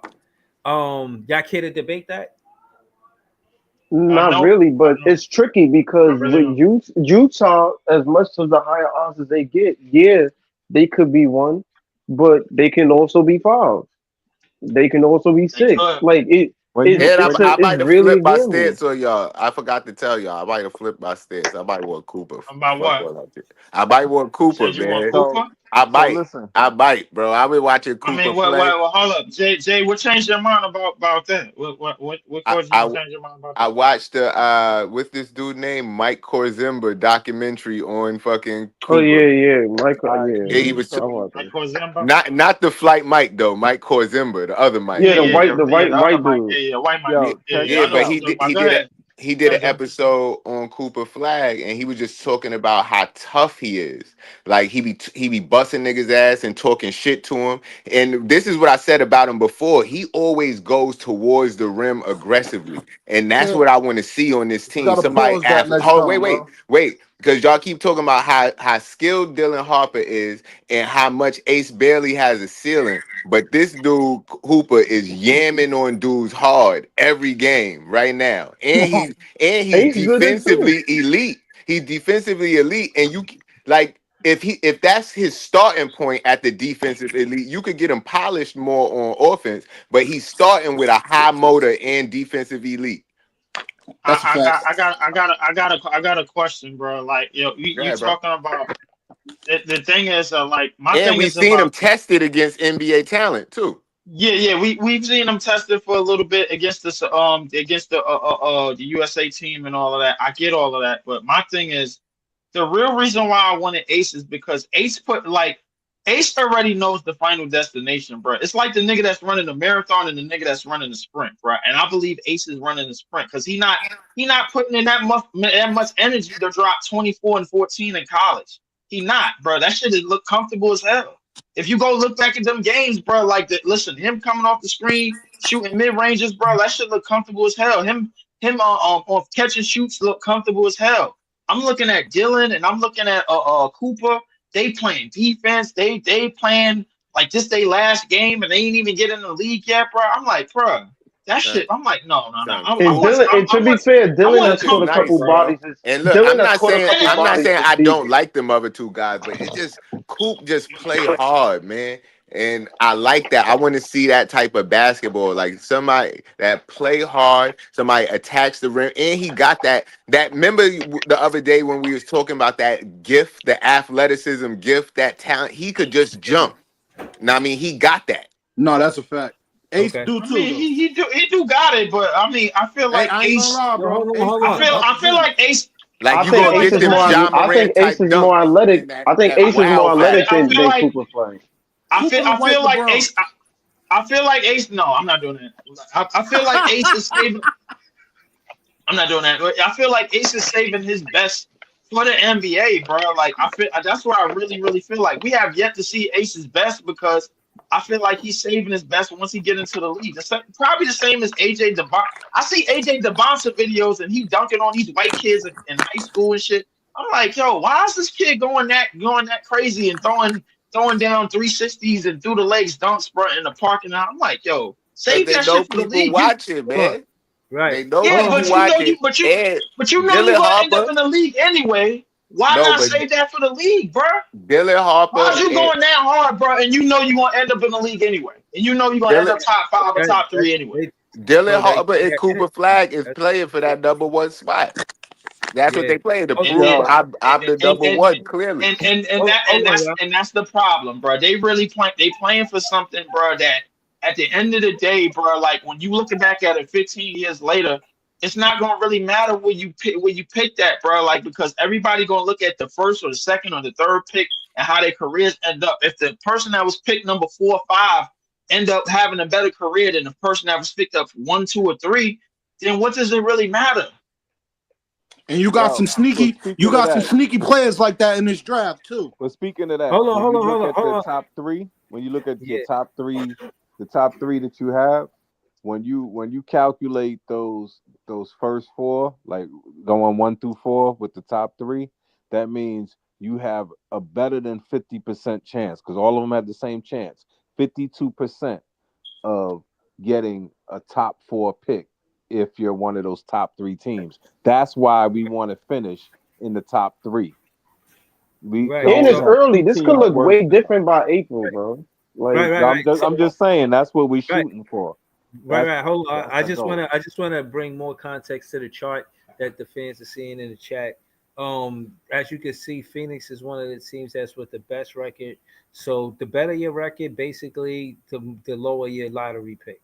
The worse your record, the higher. Odds, and the number, right? The odds, and it proves that. You see Phoenix with a 96% chance, 0.6% chance to get the 14th pick, which is a lottery pick, but it's number 14. So it's showing you the odds if you go in and look in a diagonal way to see who has the best odds of getting. Hey yo, Breezy, what are other first round draft picks projected to? Our first, we got 7.5. No, I'm talking about far as like the other picks. Are they like top 15? 3 other teams. Oh, okay. You talking about the Bucks pick and the Knicks pick? Yeah, I think the late teens and 20s. All right. Yeah. Based on their record, they look like they playoff teams. So you got to root for the Bucks to keep losing all the time. Yeah, and the Bucks. I thought again without Middleton, they not the same team. They gotta hope that he stays healthy this whole NBA regular season. Because even if they say, all right, well, we want to sit him and we'll just make the playoffs, that gives us great odds to get, you know what I'm saying, not only a good draft pick with our pick, but not even that. They want injury away, just like the Knicks. They want injury away. of not even being up in that top. Knicks, I watched some of that game with the Wolves. I wanted the Wolves to beat them, and I had bet against the Knicks that game, so I wanted to see them lose, and they lost. You know what I mean? Cat, and to your point, Cat without Cat, it's for a duo for Jalen and Cat, and when the defense go hone in on Jalen Brunson, they don't have enough. When you look at the stats, Mikal Bridges was like 6 for 21. Like he can't be. Well, all of those dudes play more than 37 minutes. That's the problem too. Bro, that overtime game with Philly that they had, Josh Hart played 48 minutes. In that overtime. And they almost blew that. I was watching that shit. I'm like, yo, they about to come back. But when they sat Paul George in the fourth quarter, I knew the 76ers was in tank mode. Yeah, don't get it fucked up, bro. They could be winning more. 76ers could be winning more games right now, bro. Them niggas is in tank mode, and I see it, bro. Hold on. Look at this right here. Shout to you, knock. He said, our current projected picks, number 7 for our pick, 23 Bucks, 25 Knicks, and 27 Rockets. I want us to go into the draft looking better than that. I'm not gonna lie to you. You know what I'm saying? I want us to look better than that. Y'all happy with this draft if it look like this? But that's why you trade Cam Johnson right now for another pick that can possibly get you in the top 10. And it's early. Like that 7 could look. That 7 can go to 3 by April. You know what I'm saying? I think we wanted to do a trade with Memphis too, but we wanted they had a top 8 pick and they wouldn't let that top 8 pick go. So if we could get the Bucks to go to like under 20, that would be good. All right, make a trade for another pick. CJ, get the fuck out of here. I'm saying because I'm also looking at maybe that Rockets pick. If we could trade it, I don't care if we could get a 26 pick for that, like an unprotected. Or you trying to get another 26 pick? Only got one. Yeah, I know. We only got one. Y'all wouldn't trade all of these 3 picks right here for another lottery, like a top 10 pick? You could trade, bro.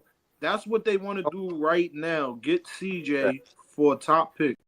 Let's think about which trade CJ for these 3 picks.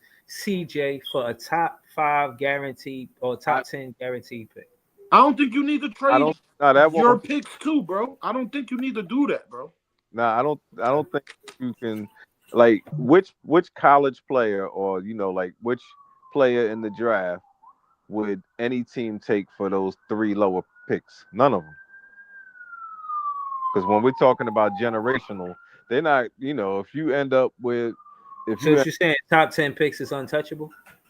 Well, for those, because our picks are too low. That's what I'm saying. I say 10 not. Like say the Sudan center, right? Sudanese center on, right? Maluak, right? He's probably like a top 8 pick. Nobody's gonna give him up for those 3 for 25, 27, and 23. Nobody's gonna do that. Okay. That's what I'm saying. So that's the problem. Yeah, he's right. No one. If you talking about trying to move up to like top 8-ish, no team is giving up they pick. Cooper Flag about to play right now. And a lot of people like Derek Queen. Yeah, I'm about to watch him. They playing Boston College. Okay, a lot of people give us. Matter of fact, I'm gonna put it on. If ESPN got the score, we could look at the play-by-play joint. We just have it playing in the background. A lot of people like Derek Queen, and I do too. But I would still take the Duke kid first. Wow, say what? Maluak? Yeah. Oh, the shooter? Because he's like guard or the center? He's like Dikembe, but who could shoot threes. Oh, this big dude, Maluak. Whatever. He looked like boy on him. But he's 7'2" and he's 250. Yeah, oh shit. Well, yo, Coop averaging 18 right now, 4th in ACC. Yeah, but he's thicker and he's definitely good. He averaging 4 assists to everything in like the 4-4 range. And what's the name lost on their floor today? North Carolina. They lost to Stanford, and they got a center over there. At the I French just League. think I think Ace, in terms of Ace and Cooper, They Ace got a lot of big men offensive in game this is more draft. developed, but They got a lot of big men in this draft. So that's why we can start thinking about now later on, like if we're not able to trade, we probably will be around draft time. We could think about trading Claxton and maybe one of those picks or two of those lower picks to move up, you know. I think Clax can guarantee you a pick moving up. But I'm saying even if so that's what I'm saying, because they have a lot of big men in this draft. They have a lot of big men in this draft. Yeah, but the thing is Sean Marks going are they going to select one? That's the real question. We big on developing centers, so you never know, bro. You never know. We just develop them and trade them, though. That's the only thing. What y'all think about this comment? This draft has 4 players with star potential: Cooper Flag, Dylan Harper, Casper's, Chaka. I keep hearing about him. Casper's. Jaka Kunis? Yeah. I seen him play. He could play. Not even that. It's that other kid. But star potential. Yeah, I think those 4 players got star potential. Hey yo, it's that other kid. Yeah. It's his name Most Jalen. definitely. Jaden or Jalen. I forgot. But that's why you want your odds to be, if those are the top 4 star players that you think got star potential. That's why you want your odds to be higher, because you want your chances to get one of those. A lot of people may not be high on Kasparis, but he does have the potential of being a star if he's in the right system. I feel he could shoot and he could pass, and he's big. Right, and he's like 6'6". Yeah, he's not fast though. He's not fast, but I know, you know. I don't know. It's like sometimes guys come out and they get that little bit of flash, and people think that they're really that good. Like, remember when what's the name first came out? Josh Giddey. Yeah. Oh, he's you know, we didn't know if it was though. because he was on OKC, you know. But that's what I'm saying. So he was a lottery pick, right? I think he was in the top dozen or so, if not the teens. But I'm saying we need a scorer. Yeah, we do. The shot creator, you got to draft a shot creator. So the best shot creator out of all 3 of them is Dylan Harper. One of Cooper. See, you know the thing that I didn't get a chance to argue with BKNY Hoops about that. He's stuck on the current basketball, and what I'm saying is, so he said the most important skill is spacing, and I don't believe that.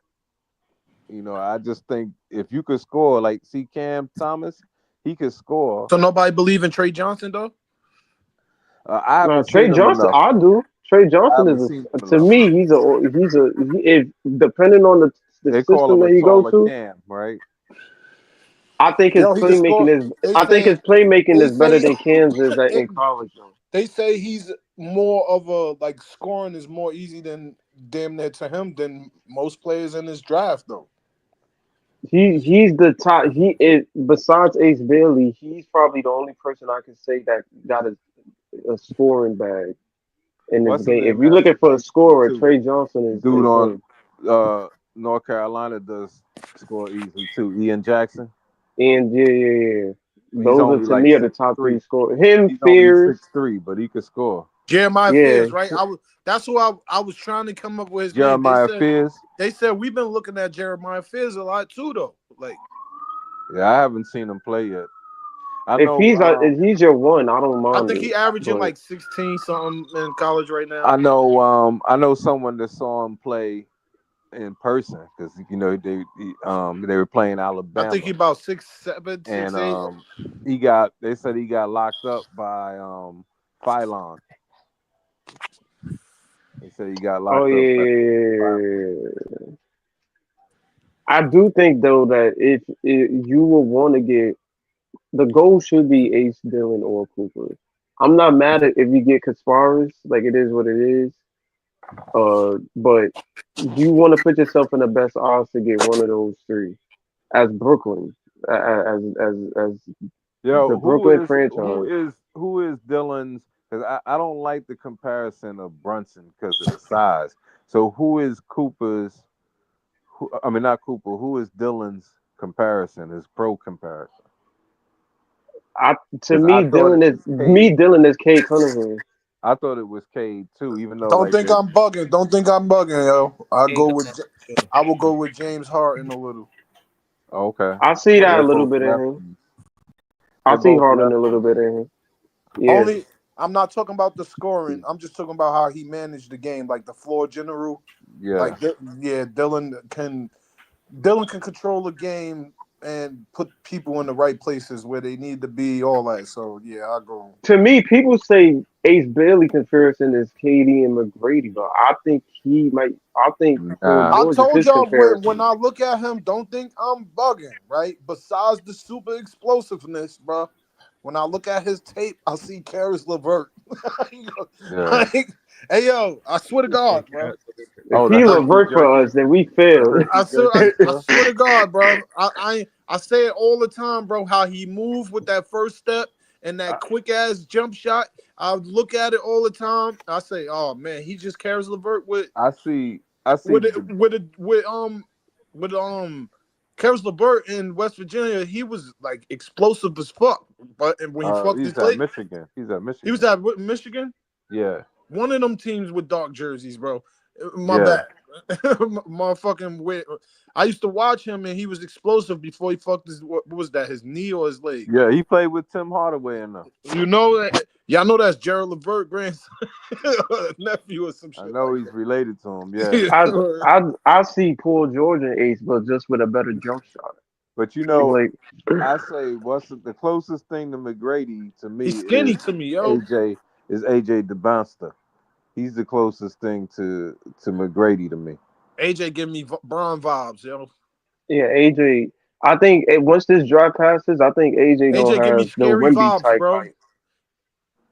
I think he's gonna have the Wemby type height once he come into the league. He give me scary vibes, bro. He did. I ain't gonna lie, bro. I understand that. But you know the difference. But see, the difference is LeBron couldn't shoot like him at that age. No, not even close. Because even what's the name had to develop that shot. McGrady.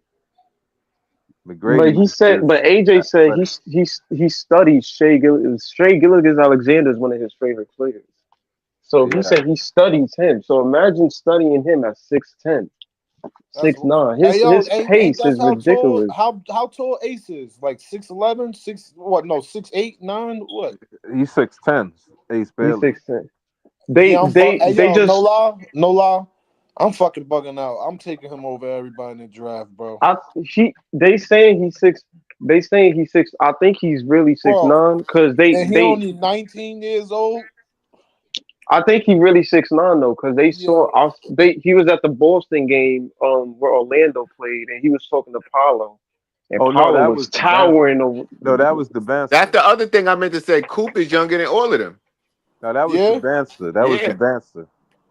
Yeah. I'm talking about the Banster. I think the Banster is 6'9". Oh damn. No, I think Ace is taller than. I think Ace is taller than AJ.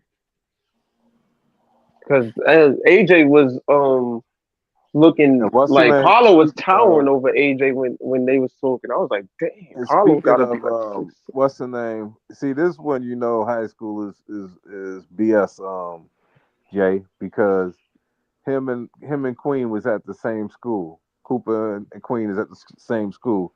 Yeah. Cooper just turned 18, and what's the name is about to turn 20.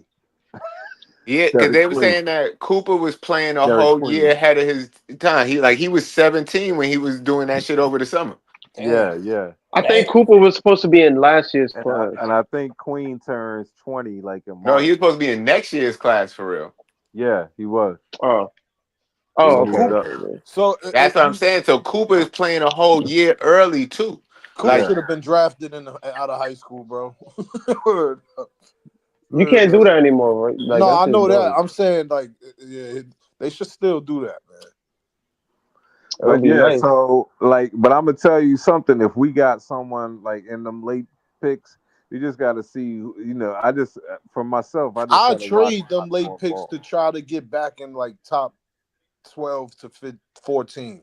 And if not that, then I'll trade them to get into 26 because I want more of a chance.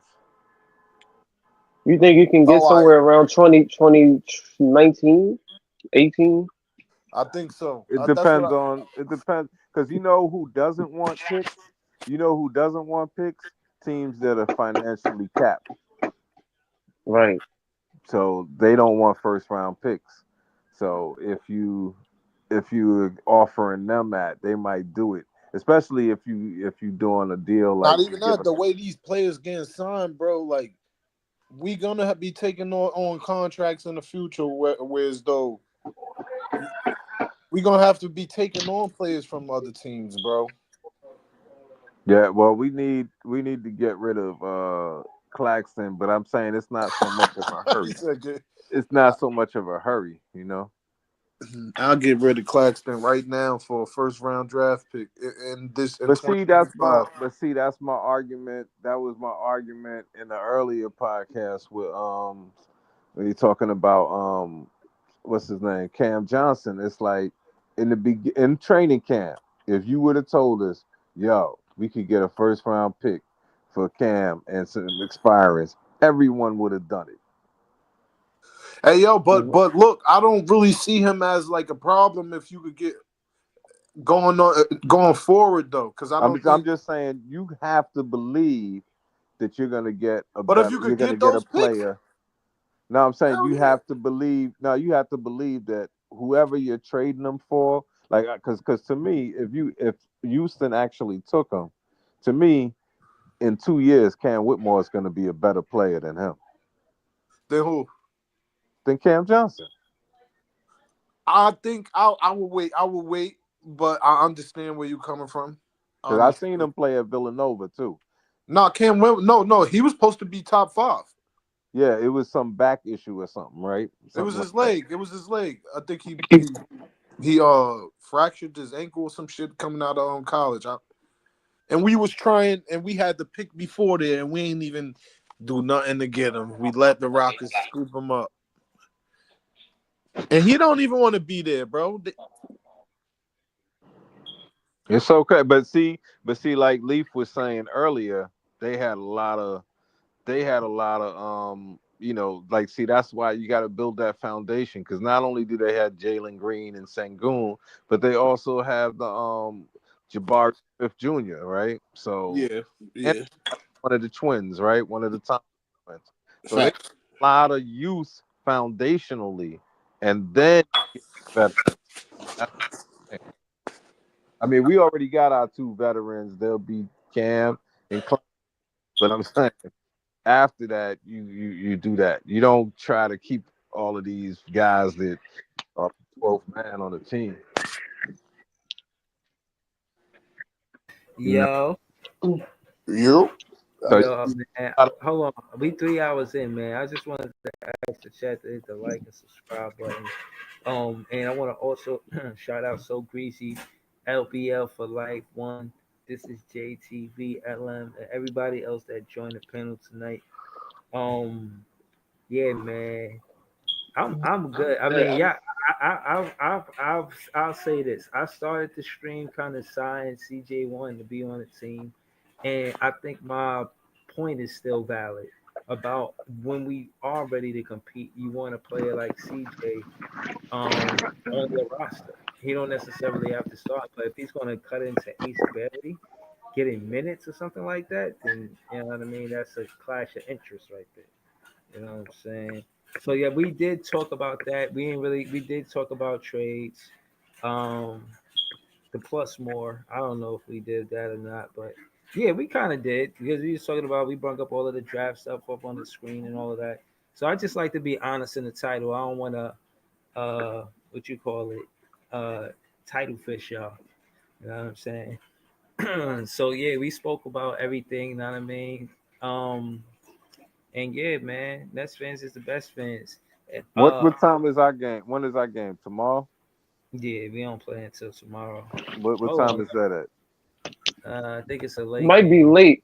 Yeah, because it's at Yo, I've OKC. been So. hating these 10:30 games, bro. It's just too Okay. late. Yo, that's why I ain't do The the West pod Coast, last man. week, And I man. Like, just saw I had Monday to be to night. work early too, man. Like, damn, man, this shit went on mad late. Is that West Well, if you Coast got charming, yo? Oh, it's Monday, Sunday at 7:00. Oh, okay, that's not bad. Okay. and then Monday at 6 is Rutgers is playing. So if you haven't had a chance to see Ace and Dylan, they play Penn And State. then Tuesday we got Penn the dudes across the water. You know what I'm saying? So Oh, we got a back-to-back. Damn. yeah, Monday We and play. Hold Tuesday. on. We play Monday. No, we don't. We off Monday. No, I'm talking about Tuesday. Sunday and Tuesday. Right, Yeah, right. Sunday and Tuesday. I we didn't Oh play. no, the play Monday today, is the college game. Monday is the Rutgers game. He was talking about. Oh, okay. Oh, Yeah, somebody said that's an off day for the Nets. I could pull up. We could follow that. I saw a return date for Cam Thomas was Tuesday, so I think he might be coming back on Every Tuesday. Nets fan in the world want Cam Thomas to play versus the Knicks that game. Like, you even could go back to getting on the. I don't think he's gonna come Knicks back, that bro. We don't want to lose that game. I don't think he's gonna come back, bro. On Tuesday, I think I would want him to. If If he's not injured and they just sitting him out, bro, I would want him to heard come what back for they that. said. They said they're gonna reevaluate him on this date. You get what I'm saying? So it's not a real chance of him coming back that game. Watch, they say, in a few days he's gonna be doing contact drills after that, bro. We tanking, bro. Yo, what's the record for points in a game? Is that Darren Williams? What? I think. No, I think Is Kyrie it? broke that record. Yeah, Kyrie 60. I think it's 60. 63, Oh yeah, I yeah, think. Oh, he 60. broke 60. Darren Williams' record, Charlotte, right? he broke that. He broke. Yeah, that was. Yeah, he Darren could have Williams. went for 70-80 that game. Yeah, that game he went nuts. That's what I'm thinking. And he did that Just shit give with the like ball to Cam. 80% shooting. Well, you thought Cam was gonna beat He did that shit with like 80% scoring. You heard? I was like, hell. Jordy, feed him the ball, Jordy. Just let him. That was You like think Cam gonna beat that? Nah, I Hell said no. I'd like to see him try. I think he'll get to the 60, but I don't think he gonna. I don't know, man. Kyrie was wild in that game, bro. Right. Yeah. Yeah. And he did it on good efficiency at He that. did it with like 75, 80% efficiency. Like, Yeah, that shit was nuts. Yeah, so that's what I was saying. Oh, shout out! they traded yo, his ass like shout 2 out weeks to, later. heavenly shout out to Gus Williams. We lost him. If y'all don't know, that was the pride of Mount Vernon. Gus and Ray Williams. Ray Williams was a net. He had the record for the Nets, 52 in a game. He was a net and a Nick. But Gus Williams, he passed this week. You know. Dang, he played for both sides. Yeah. Yeah. Gus was the older brother that won with Dennis Johnson. Okay. Dang, that's crazy. Word. Yeah, Nah, so that's what you always gotta have that legacy, you know. Yeah. Rest in peace, man. You got my condolences, man. Word. Listen, Word. On that note, we gonna close out, man. we Nets think go- Cam Johnson gonna be here by Tuesday. Or I don't know. I think he's still gonna be here. We got to wait to the 6th, bro. I think that's when they try to get the best deals when it's the last minute, you know. So To answer that question, yeah, I think I still want a seasoned vet and taking us far in the playoffs. You know what I mean? I don't want a bunch of young guys. No matter how good we are, I don't want a bunch of young guys going to playoffs with no veteran leadership. Even Miami, even though they lost, at least they had Haslam there. Everybody said he wasn't doing nothing. He was there because he was a veteran. You know what I'm saying? Hold on, date. Jordy and Casper, subscribe to the page. I never seen your avatar. He says day one of manifesting. Jordy the point guard whisperer and Casper Jaka Jonas to Brooklyn. Somebody else called him the point guard whisperer. That's hilarious. Yeah, man. He had Shake Milton with 12 assists, so I will always revert to that. He follows up. Oh, he said the same thing. Okay. That's not But getting more athletic though. If we get him, we're gonna start the stream with that. I'm gonna probably be back with more content a little later tonight. But yeah, man, we 3 hours in, man. Hit the like and subscribe yeah. button, Thanks man. a lot, man. All Appreciate it. right. Yeah. Nah, always good talking basketball with you, LBL. You already know. Shout out to This JTV, man. You already. Shout out to So Greasy kicking up You already, wild up bro. panels tonight. I So Greasy pull up for the earlier panels. You know, I'm gonna try to do more. Nah, I be trying, bro. Like when you be getting on, and then it'd be like 12 o'clock. I'd be like, damn, bro, it's call of Duty or Wake Up the House. You know when I talk. Yeah, I'm playing Call of Duty right now. You heard? And when I talk though, I wake the house up. You heard? So I'll be like, man, it's 1 o'clock. I can't do this shit right now, bro. You know, I get hype. I get overly hype when it's about this shit, bro. So Nah, I'm trying to do earlier streams. On that note, after tomorrow's game, I'm gonna do the recap right after. It won't be a late stream. Bet. I'll pull up, man. Word. All right, y'all, man. Nets fans is the best fans. W chat, W panel. Thank y'all for tuning in. We'll be back with more content really soon. Have a good night, y'all. Peace. All right. Peace.